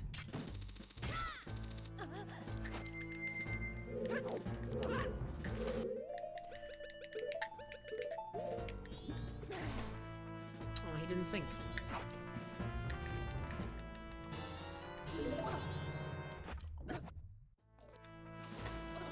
I started running this game in I always forget. 15? 15.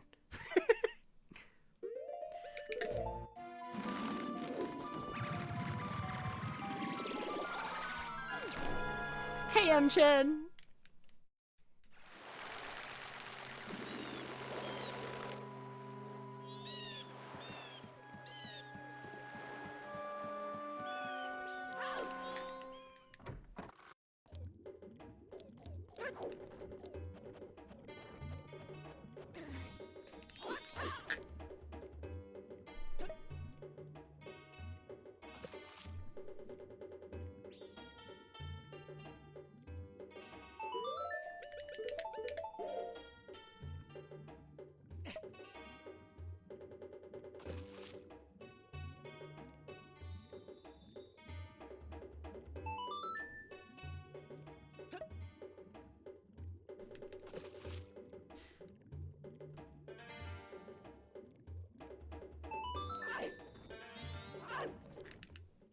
Yeah, after I started running in 2015, and then by October, or was it? No, it was September. By September of that year, I had a 100% record already.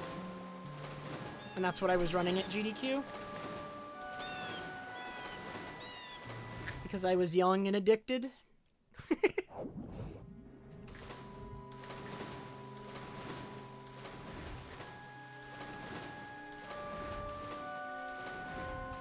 These dives are...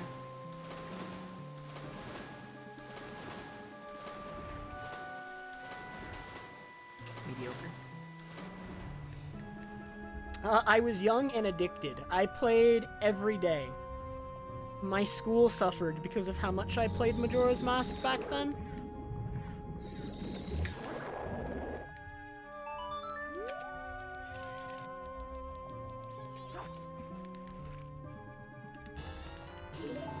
I don't need bombs there, though, Turkin.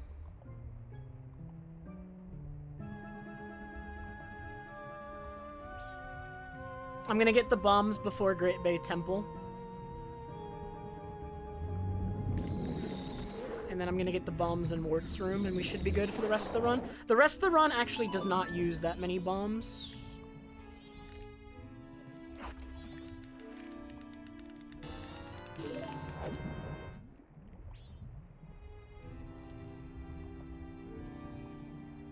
The most important things to being a good speedrunner, it's way more important than, like, latent ability, but, like already being good, or, like, being, just generally good at video games can help. But if you do not have, like, a good mindset towards learning and good practice habits, it doesn't matter.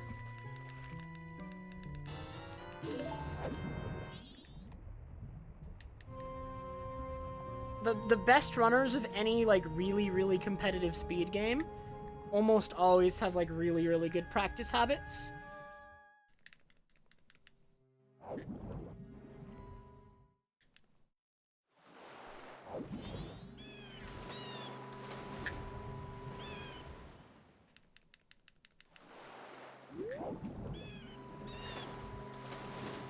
You have to look at everything, like...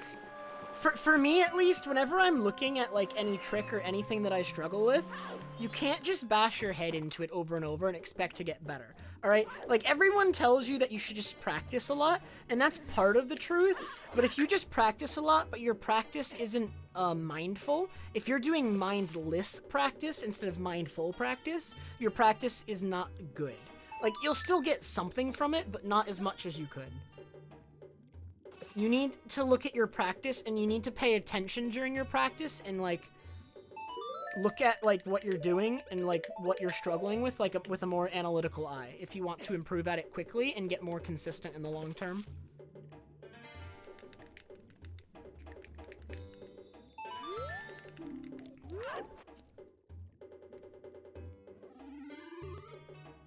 Like, just grinding the same thing. Like, sometimes you just need to grind something repeatedly because you already understand it and you just don't have muscle memory. But once you have muscle memory, if you're still struggling with it, there are ways to go beyond that. Through looking through additional cues, maybe doing the inputs differently. Like, there's so many ways beyond just, like, mindlessly doing the same inputs over and over to improve.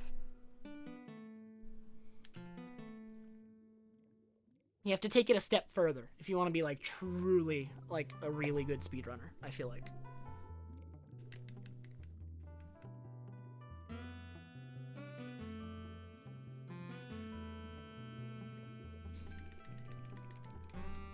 I definitely advocate mindfulness over mindlessness.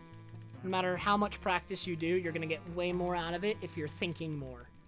Which is very, very general and non-specific, but it's, like, hard to say exactly, because it differs case by case. I need, like, an example, and I can't think of one while I'm also running.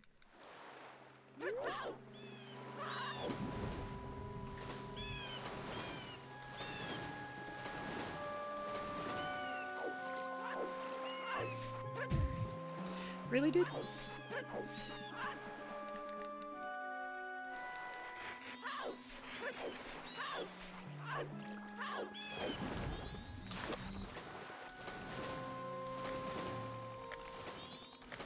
Like, if you spend all day practicing, like, you practice 10 hours, but the entire time you were just like going through the motions and not thinking about it, and you didn't even have like a plan for like what you wanted to practice, like you're just not gonna get as much out of it as someone who spends like 4 or 5 hours practicing, but actually like really is thinking about what they're doing. This goes for like any competitive game. I actually learned this from League, because for anyone who doesn't know, I used to be like a really big League player, and I still play occasionally with friends, but I used to be like really into the competitive side of it. The best competitive players in anything, like even in speedrunning, even if you only want to compete against yourself, right? Because even if you're not like trying to be the best in the game and you're just trying to beat yourself, you're still competing, right? You're competing against yourself. In competition, the most successful people are always the one looking for micro edges, right? Any small advantage, small bit of consistency, small anything you can gain is something that you should be striving for. You have to put in effort, right? It's not just time. Time and effort are two different things. It needs to be both.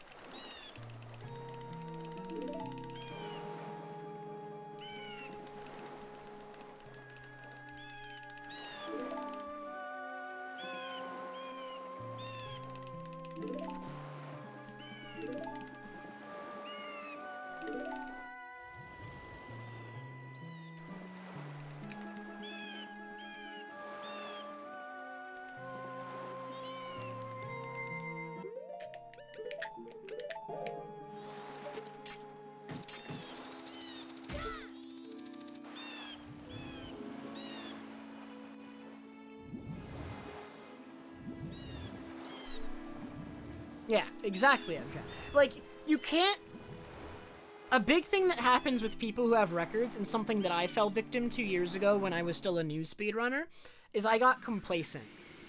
I just kept going, I kept doing runs, and I kept improving my record, and I got complacent, because I wasn't looking for ways to improve upon it anymore. And I'm definitely not like that anymore, but it was, like, very, very easy for Enoch to just come in and, like, retake the record. Once he did. Because I was not looking for, like, little micro things and ways to improve long-term. But you should always, like, no matter how long you've been doing something, like, if you've been doing something for a really long time, it's so much easier to become complacent. It's so much easier to get lazy. When you've been doing something for a really long time, that's when the hardest thing that you could be doing, or, like, the most important thing you could be doing, is, like, you need to, like, keep the drive and keep striving for improvement the same way you did when you were bad. Right, let's do it like this. Alright, new strat, new strat. Let's see if I mess it up.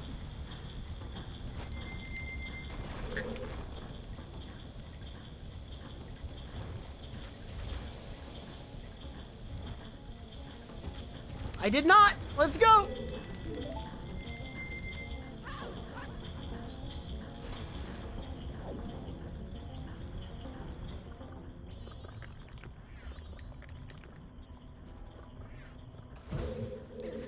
That is the first time I've done that one in a run.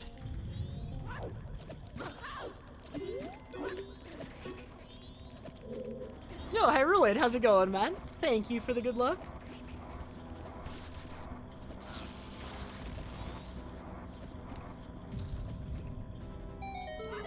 Yeah, like, good practice of, like, something you're struggling with, or of a run that you're trying to, like, become more consistent at. It should be a mixture of segment practice and individual trick practice. I think too much of one over the other is not good.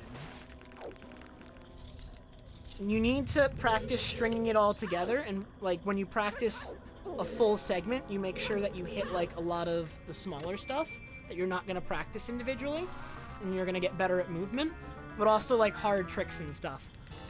If you're doing them only in big segments, you might not get the consistency. Dude, what is the camera doing?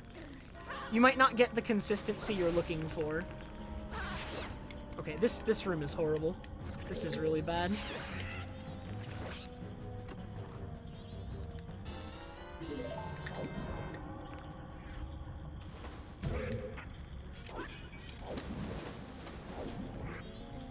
Okay.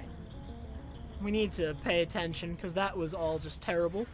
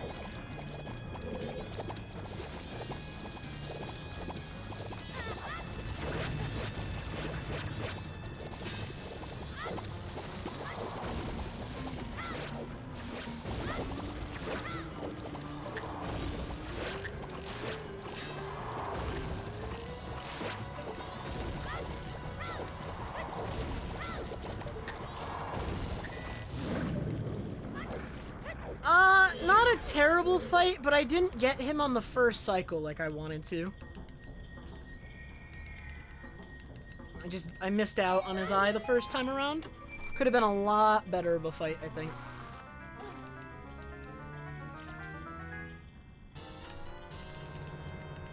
Still up 2 ice arrows, though.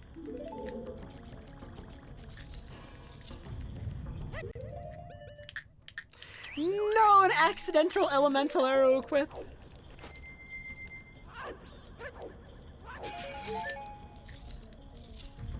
Okay, I have plenty of bombs for the rest of the run.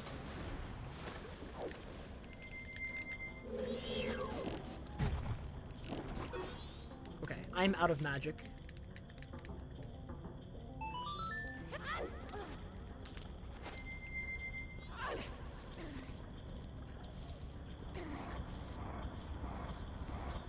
So I cannot do ladder skip, which is a little bit annoying, because that does save some time.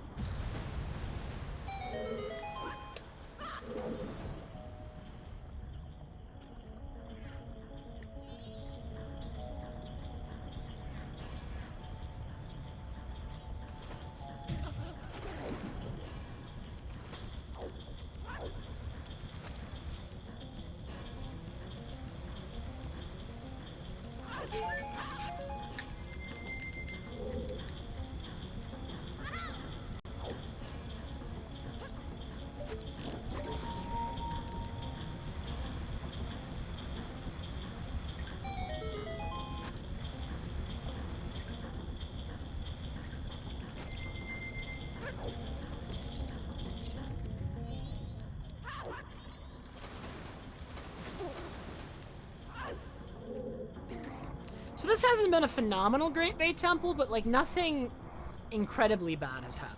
It's just not been like optimal. Had to like make a concession here or there. And like definitely the boss key room was the worst thing that happened. The boss key room went really, really bad. I also should have gone around that ladder on the left, not the right.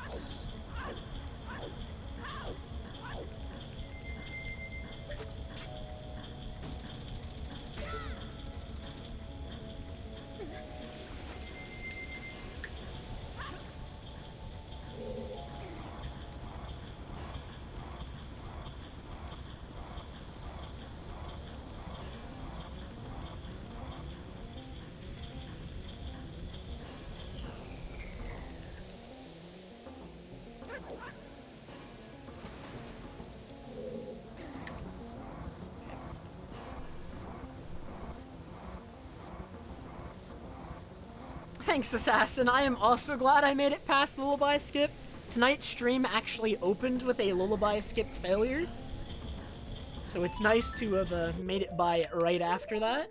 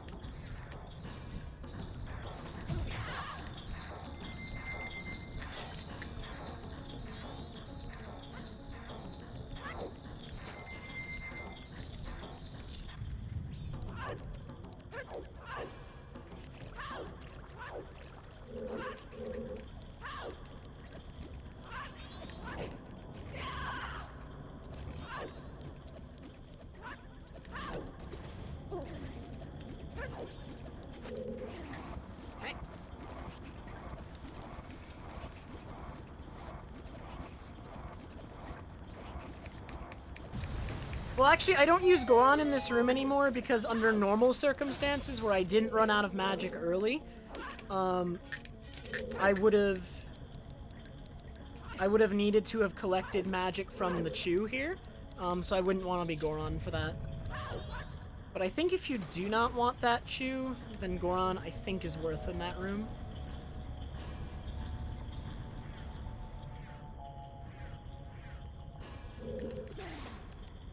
I missed.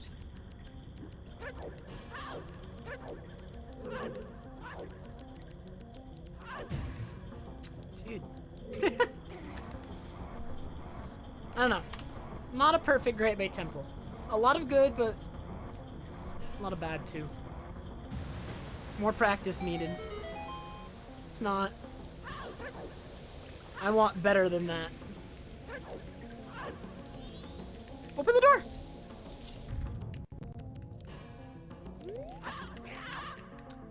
I kind of figured out that jump poke. I don't know. I, like, practiced it for a while, and I kind of, like, discovered some things about it that made it easier to do more consistently.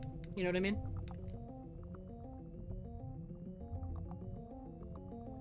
Thanks, not a number. Have a good night. The side hops on the wall are slow.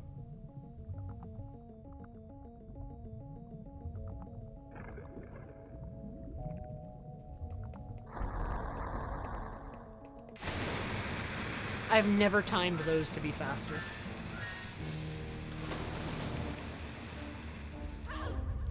Like, I did it twice, I think, because someone wasn't convinced.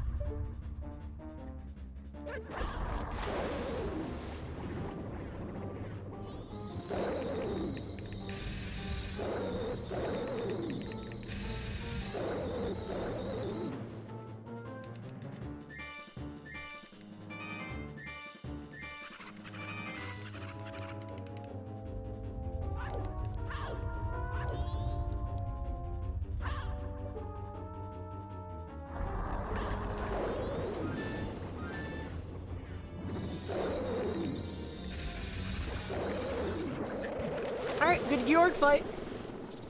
How does this compare to my sum of best? Alright, this is a gold. Fantastic.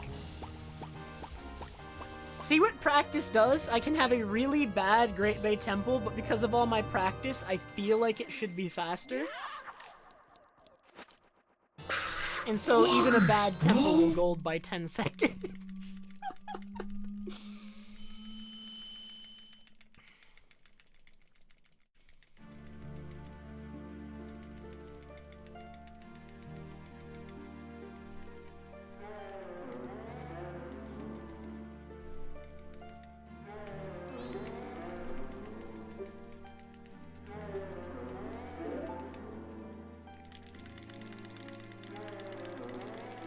I was comparing to my sum of best Belladonna, which is like every gold split I've ever had put together.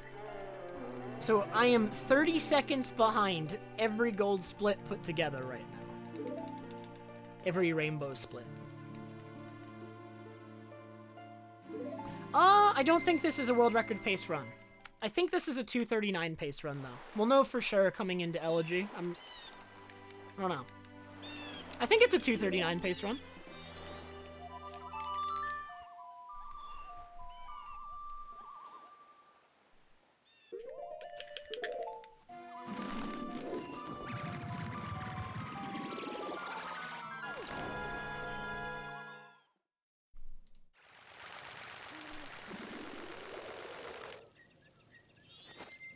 Unfortunately, like, this run had some really bad parts towards the beginning that are holding it back, I think. I'm not gonna forget Belladonna, but you are right. I will not. Hopefully.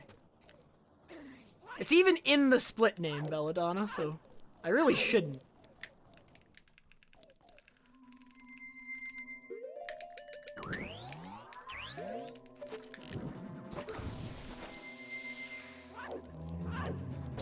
I have tried the backflip side hop strat, and I don't know how you do it consistently. I don't get it.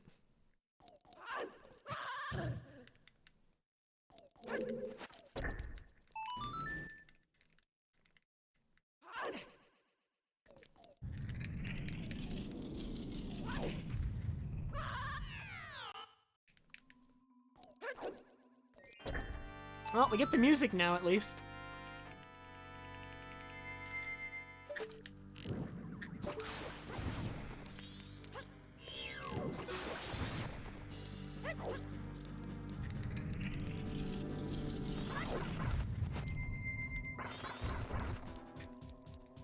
Normally, we never get elegy music, or like Akana Castle music, but because I voided. Okay, that went over.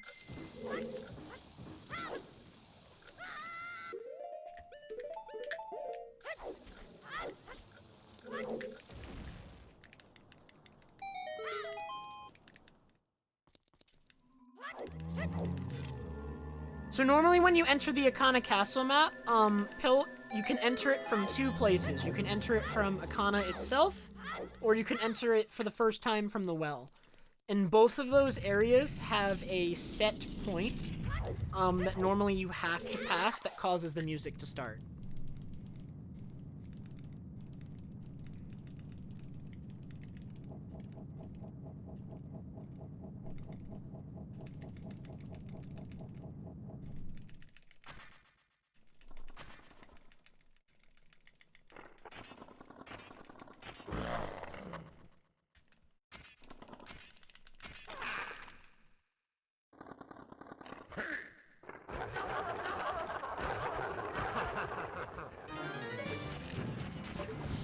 Okay, so I have 3 hearts right now. So really, I just need to get hit twice by Egos. Either way, it doesn't matter, really, whether or not these guys hit me.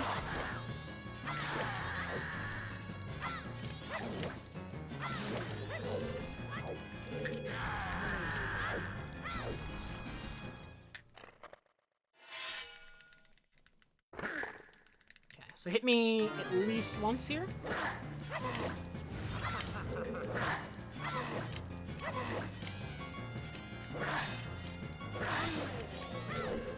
Okay, I had to like hit him sideways there because I was knocking him too far away from the light. If I didn't hit him sideways, he was not going to be able to be hit with Mirror Shield.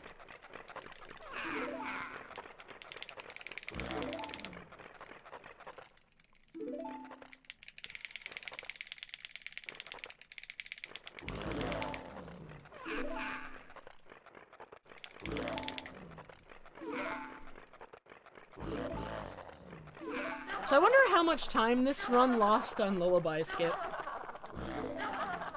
I lost 20 seconds on Sonata this run. I probably lost at least 30 seconds on Lullaby Skip. The Mirror Shield segment, I lost like 15, 20 seconds. Those were probably the 3 worst splits so far. And then Great Bay Temple was kinda sloppy. Wow, this run sucks! Everywhere was bad! Yo, guys, I just hit 21,000 followers. It's huge. I just noticed that randomly.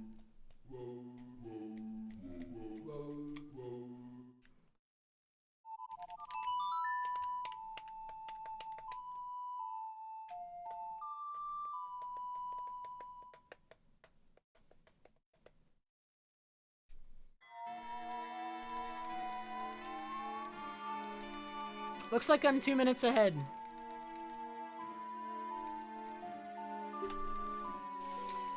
There it is. We are on 2:39 pace.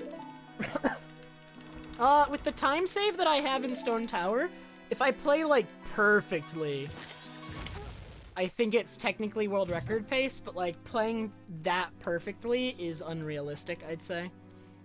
If we wanted to actually get world record, we'd have to have a little bit of a better run up to this point, more than likely.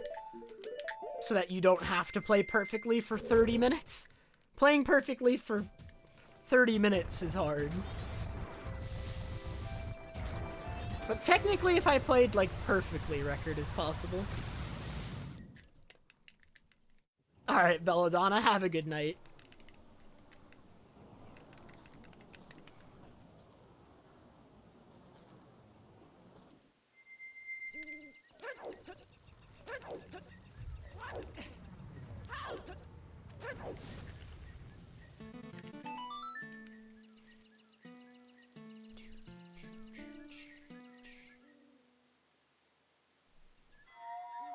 Do not forget to Song of Double Time in Stone Tower.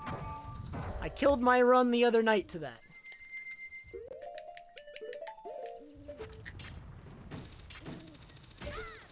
Please do not attack me, Keys.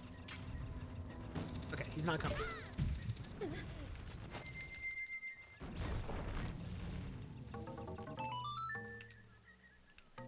True fairies. God, if it were only that easy.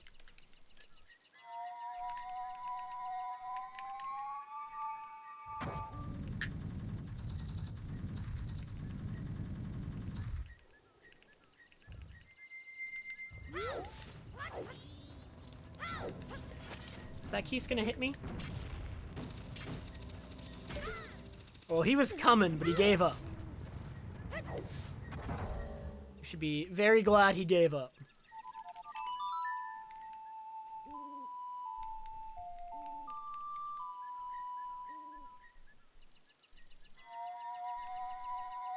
It's the only rule, Indigenous. Well, technically go fast is a rule, huh? Go fast and stop sucking, you noob. Those are the rules of speedrunning.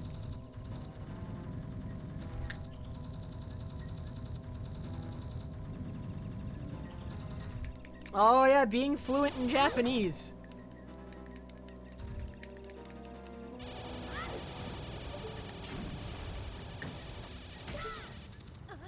Rule 2 is live in Sweden. If you're running Majora's Mask, yes it is.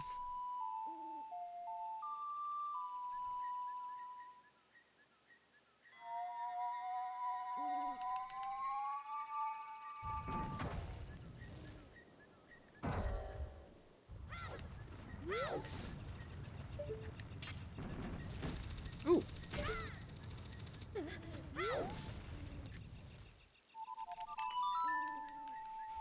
Enop is Swedish.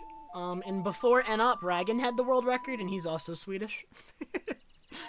MM is a game of Swedes!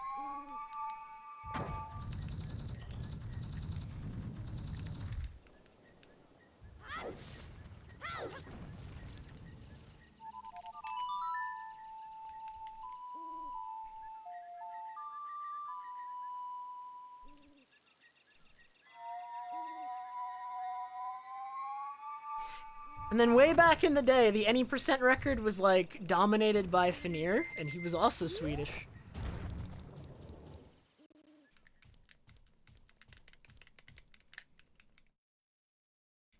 There's actually a disproportionately large number of Swedish people who play Majora's Mask. Like, compared to other games. That's why I say disproportionately. But maybe they're just really good at Majora's Mask. I don't know. Which is why, like... I don't know, I'm wording this poorly, I think.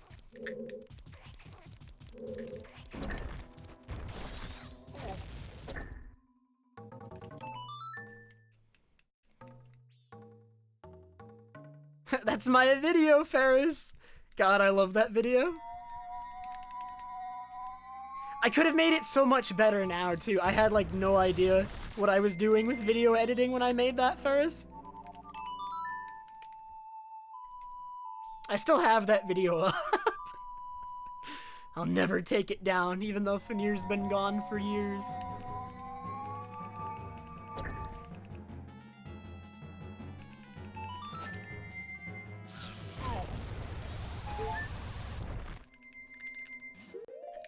Wait, no, Song of Double Time twice first. I almost forgot.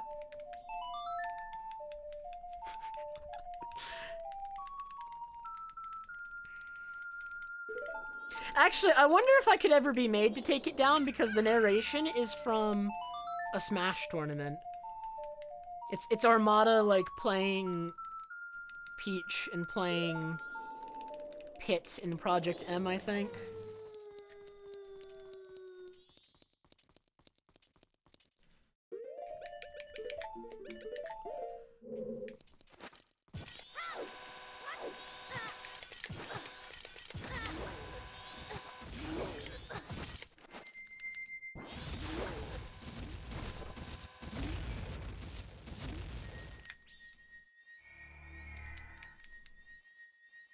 My health is off. Like, it's problematic. I have to do like this, which is slow. Oh my god, and this is slow too. I need to, my strat always like gives me problem with health. With health. It's like really hard to get hit the proper amount of times. I either need to practice it more or think of a way around that.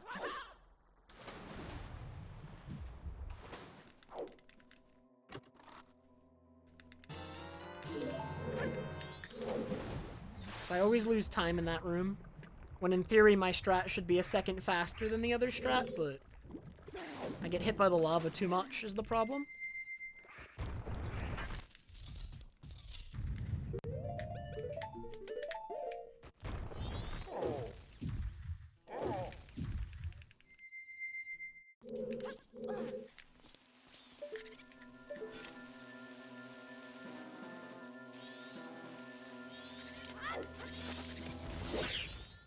Good.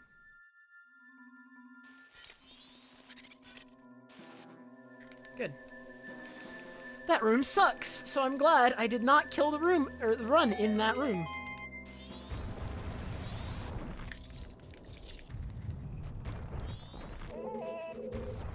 Thanks, STN.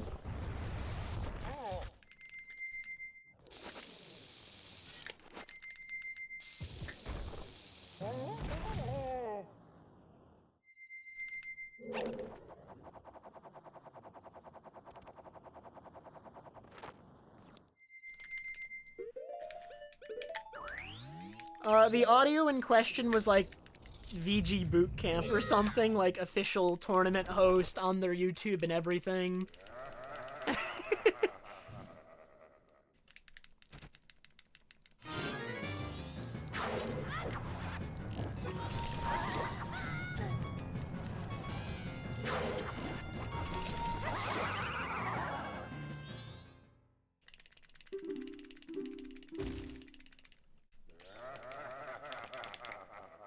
Yeah, I should have taken that extra quarter heart by just standing in the lava in the room before this imbued.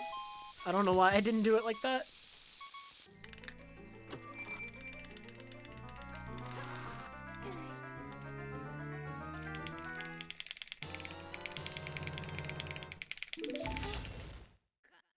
Did I gold again? I golded again. God, all my late game golds are so bad. Like, I think this is actually world record pace. Loggers, bro! This run sucks. It's so bad. Wait, 238 is free. 238's totally free, boo.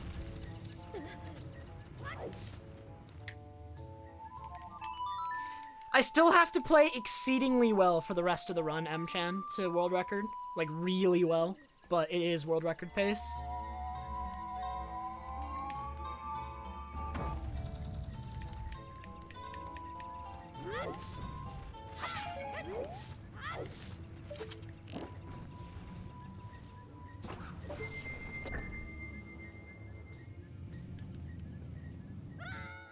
Nova, thank you so much for the 100 bits, man. Appreciate it very much.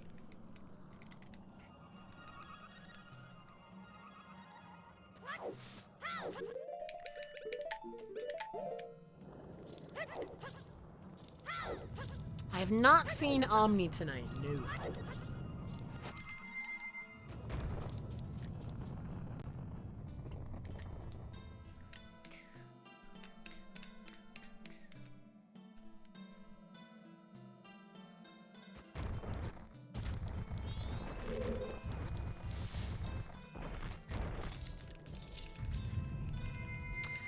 That is just the way the Nintendo Spy skin is, Rondosaur.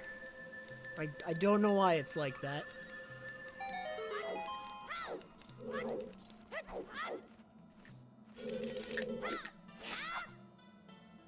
And I don't know how to fix it.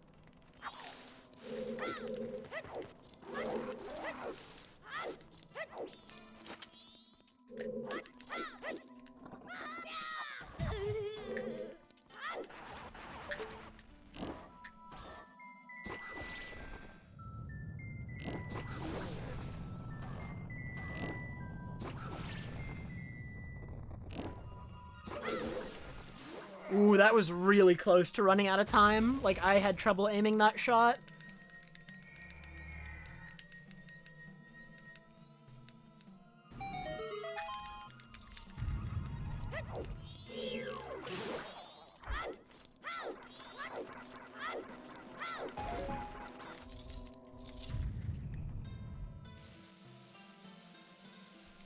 A little bit focused right now, so forgive me if I miss chat messages. Try not to choke it in Stone Tower again like last time.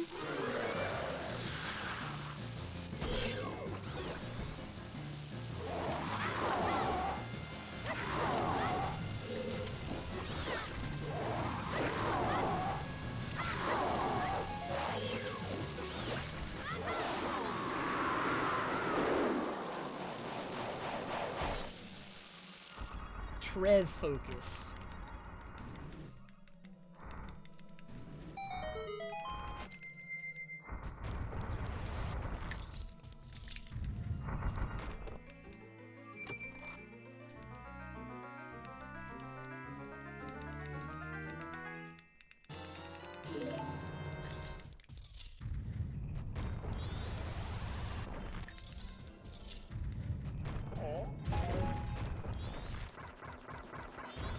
Ooh, no hit.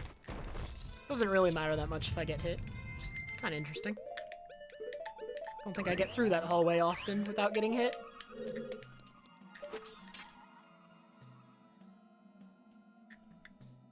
Dude, come on.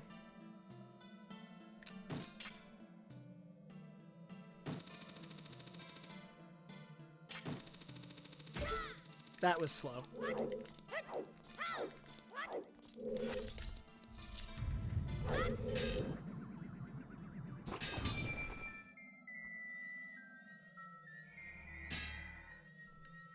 This is still gonna be gold, though. Wouldn't you know it?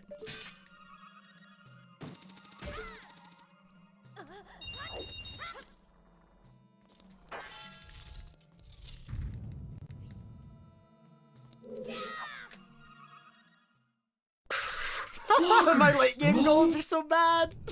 Jesus.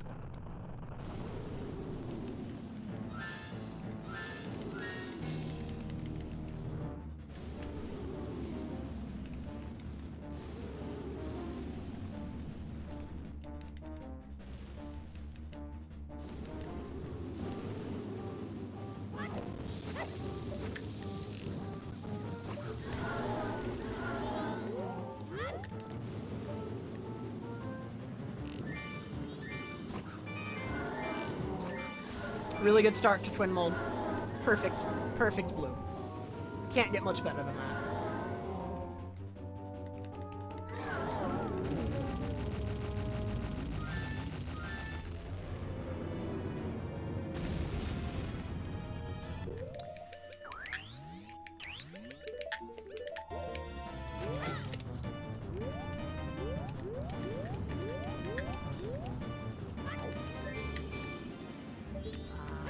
Angle. I don't like this pattern. Dude, don't do this.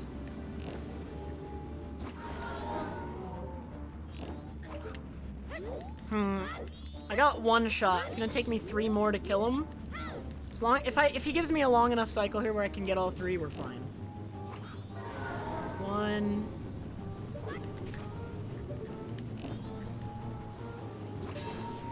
Oh no. Ah, it's a bad Twin Mold fight now, man. I choked on red a little bit. That might be record.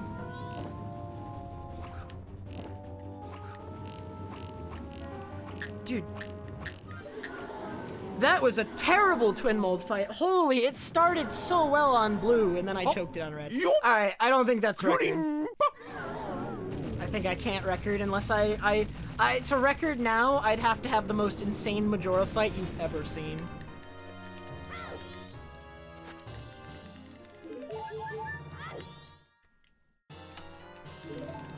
That was terrible. That was outright awful. So, I'd have to both get this 18-second time save, and then I'd have to get another 20. I don't know if I can get another 20. I think I could get like another 10 or 15. I don't know. I've been misjudging how good my golds are all run, so maybe I can get another 20. Who knows? The Majora fight has to go flawlessly, though. It literally can have nothing wrong in it if we want to even have a chance of record.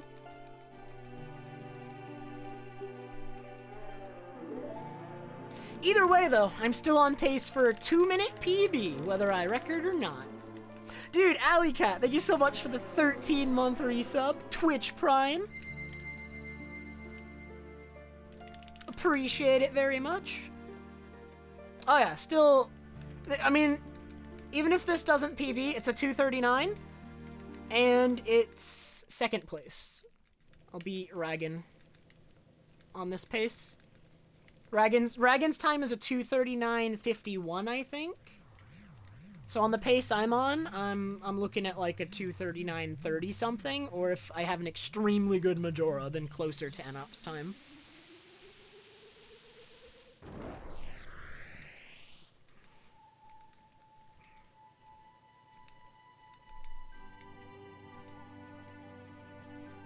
That emote's like really old or something. I can barely tell what that face is.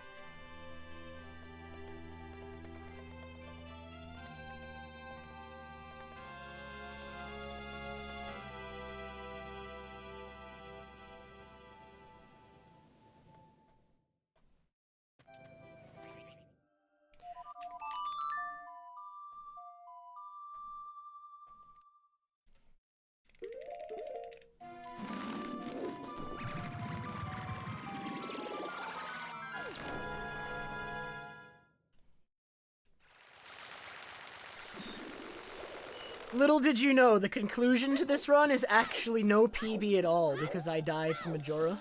That's the script. I read it.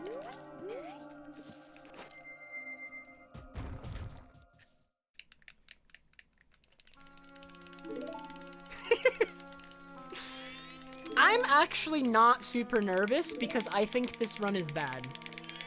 I think this run is really bad.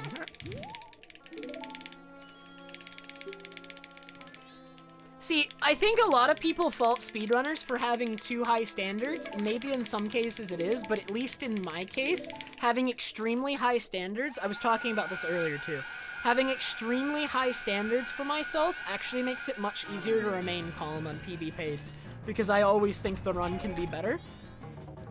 So I'm never on the run, which means I'm never like nervous like I would be on the run.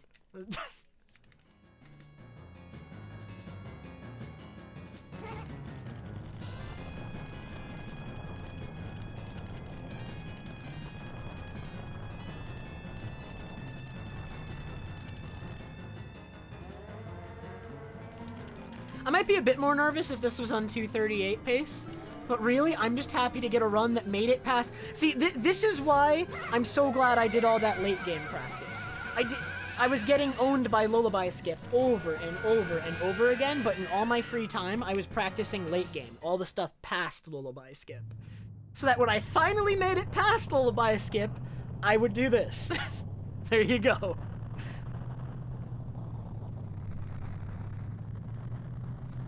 Dang, what kind of prediction is this? Will Trev PB? The only way I do not PB is if, I die to Majora.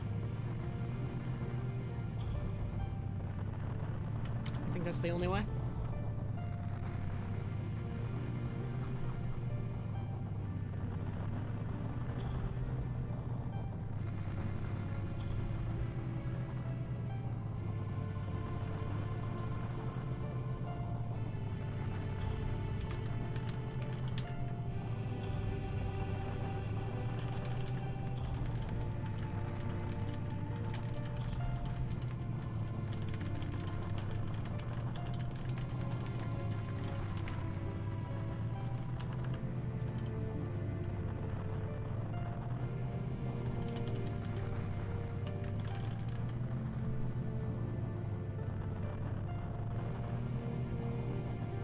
Sorry, I'm just jinxing the run by tweeting it out on Twitter really quick. You know how it goes. Very important.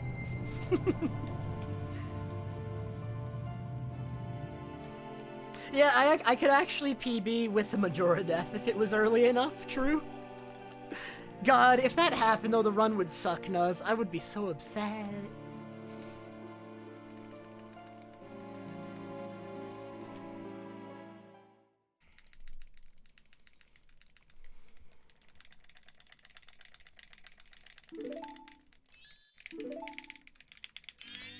The question is, what should I do after this? I was planning to do runs for a while after this, but if I PB... I don't know, whenever... This is like my little bit of superstition, but whenever I do a run after a PB, it almost never turns out well. I don't think I ever have a run after a PB that goes well.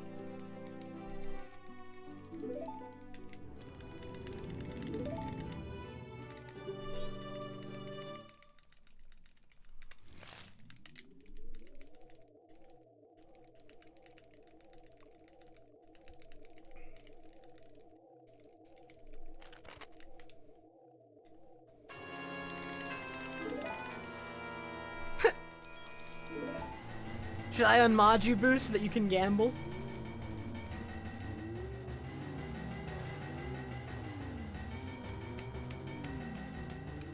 I'll make you a casino VIP.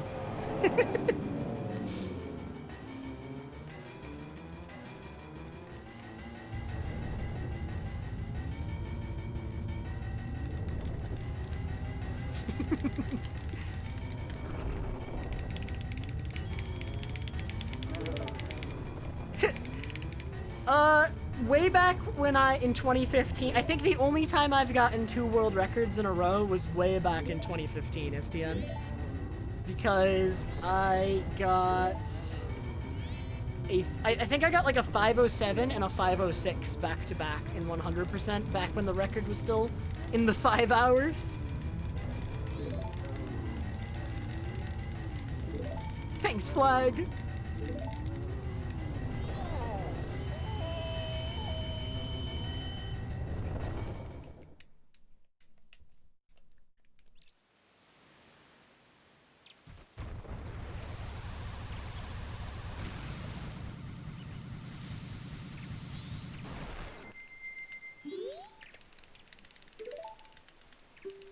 Alright, so is world record possible based on this Majora enter time?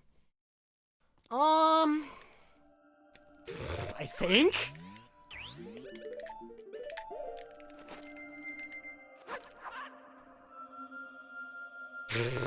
Yeah, I think like a 2:39, like 10-ish or 9-ish is possible. With like a perfect fight.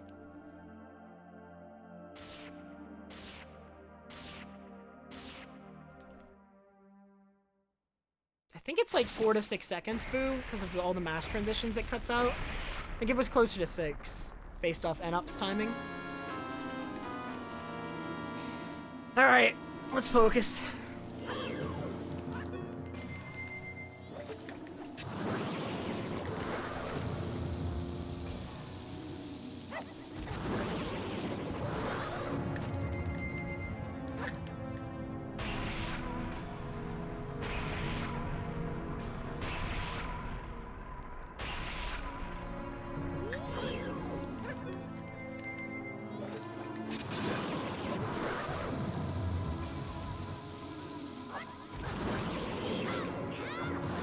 Okay, basically a perfect mask. Although I didn't run myself out of magic as much as I should have. I should have shot an extra light arrow there while Majora's mask was dying. That's a mistake.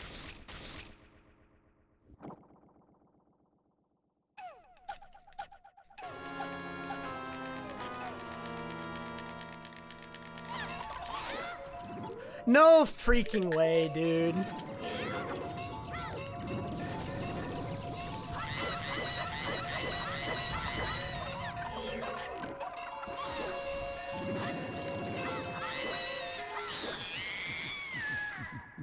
I think I'm still gonna miss record by like a few seconds.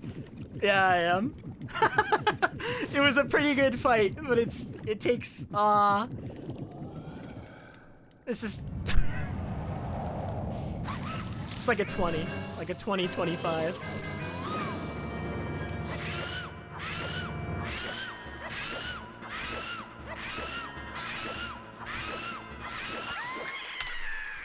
$2:39.22, 11 seconds behind record. That's tragic. Tragic. So, by the way, I lost 30 seconds on Twin Mold. I lost 30 seconds on Twin Mold, and I lost the record by 11. Tragic. That's so sad. Ah. I mean, we need to do another. I mean...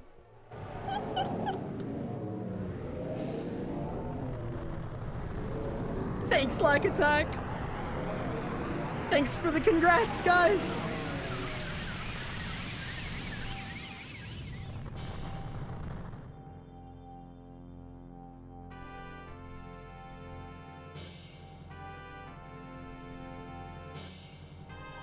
We do get to watch the credits. No matter what, I am watching the credits this run.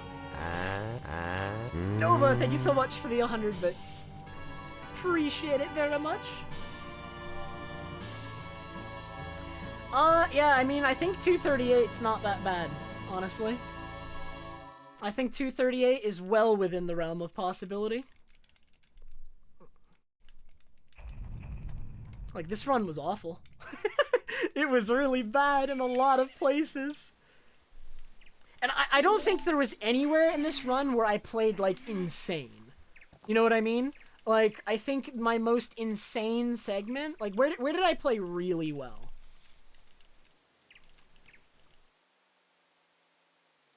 Nowhere? My best split in the entire run may have been Enter Twin Mold. I think it had, like, no mistakes. Enter Twin Mold was... No. Enter Twin Mold was the split where I sucked at aiming at the chest. When I was trying to hookshot to Giant Smash chest. It took me forever. So never mind. That split sucked too.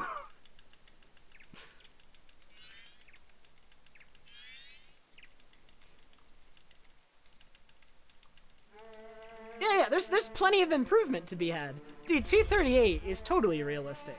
Because there's so many places I can improve. Ocarina, I had bad RNG. This I got second try bombs. Sonata, dude, in Sonata, I freaking failed the jump. I lost 20 seconds in Sonata. Oh my god.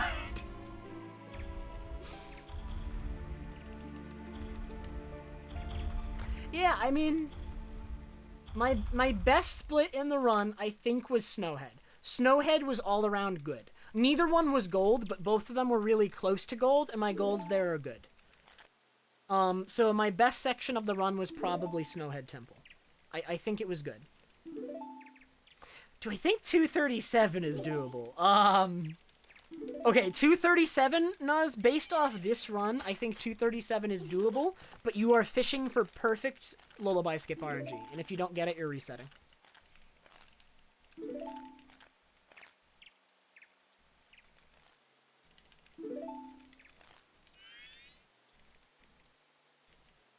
Like, when you approach that slope, if you do not get the perfect win the first time, you are reaching for the reset button already.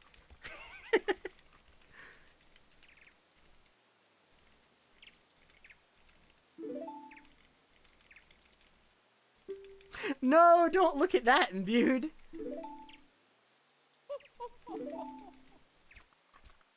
What? Wait, I don't know why you're banned, Pit.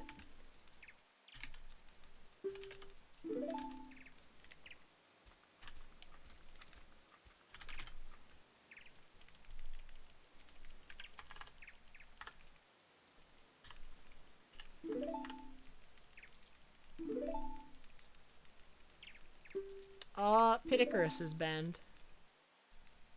But then I tried to unban him, it said he's not banned. Am I getting his Twitch username wrong?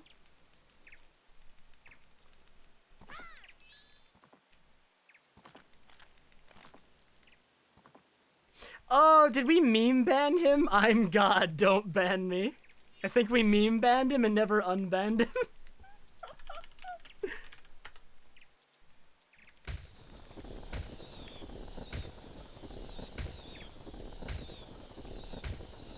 your last messages in the chat, Cha-Cha looked at your messages, Pit. Your last message in the chat was, "I'm God, don't ban me." And then you got banned.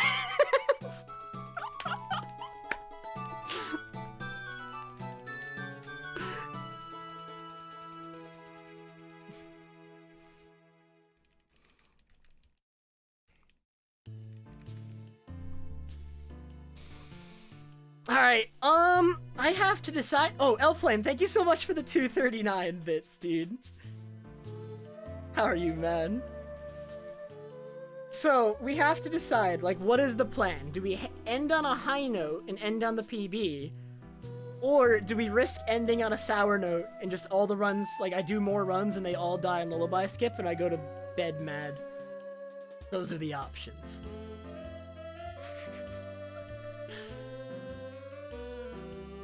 I'm thinking go again, though. I'm leaning towards go again once the credits are over.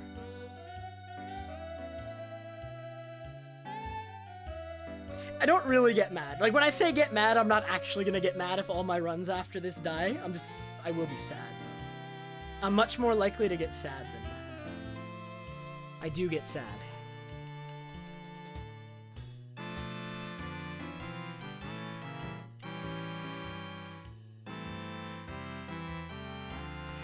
Imbued, I actually started practicing that strat, but I'm not very good at it yet. I saw Enop do it, Imbued, and I'm like, oh, that's sick, but I'm really bad at it. I'm working on implementing it, though.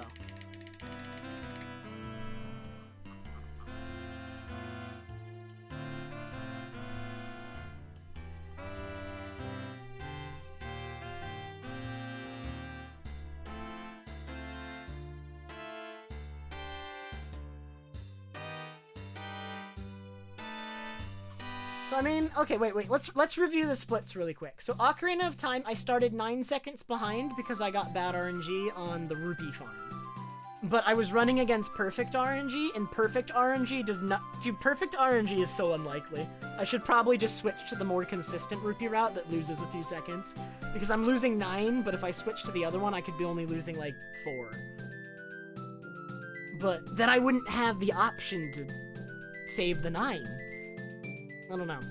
But I did get the more likely scenario of bad rupee luck in Ocarina. So now we get to run against bad rupee luck instead of good rupee luck. So that's nice, I guess. I don't know. I got second try bombs, so I can save 10 seconds on no pictograph box. But that's also RNG based. Sonata of Awakening, I made a 20-second mistake. Where I failed the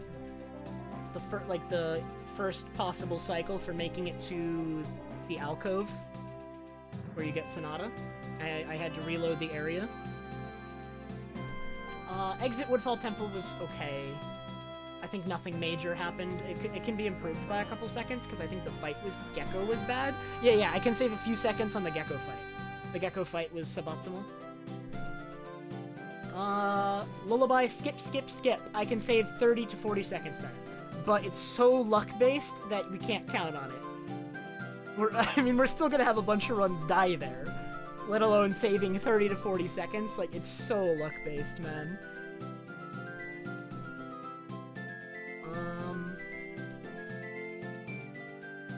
Fire Arrows was okay, Goat's Remains was okay, all of Snowhead was pretty good. No major mistakes, I'd say. The biggest mistake in Snowhead was I think Goat was a 3-cycle fight, but he should be 2. But 3-cycle adds like 2-3 seconds onto the fight, so it's not bad. Oh my god, 10k gifted a sub to Imbued! Thank you so much, 10k. Very generous of you.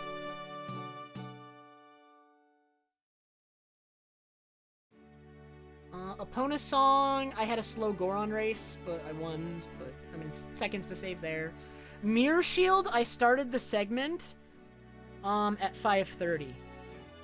Like, I finished Garo Mask with in-game time at 5:30 instead of at like 5:50. So that can be improved just by virtue of better in-game time.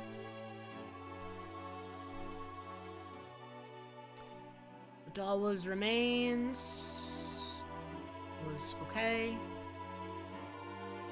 It's pretty... I had a bad Adawa fight. New Bossa Nova was okay. I got boat jump. Pirate's Fortress was a little sloppy. And then, like, my Great Bay Temple is weird because it wasn't terrible, but it was just sloppy. Like, Great Bay Temple, I made, like, a couple mistakes here and there, you know what I mean? Like, little movement stuff here and there. It wasn't bad. It was okay. I didn't hate it. There was one room in Great Bay Temple that was just awful, though. The boss key room. Some crazy stuff happened there, and I lost some time.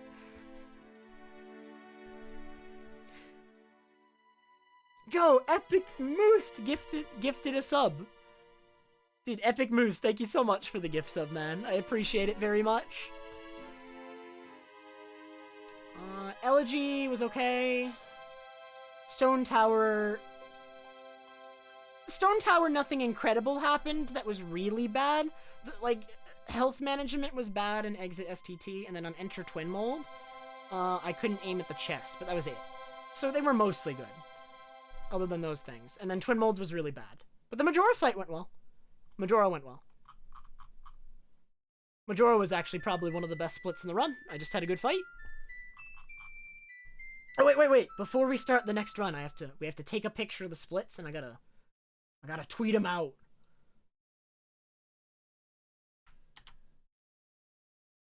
Oh, I forgot to turn on chat display for the credits. I forgot I had that. There it is. Oh, it's not even displaying properly. Dude, how do I keep breaking the chat box? Explain me this. There we go.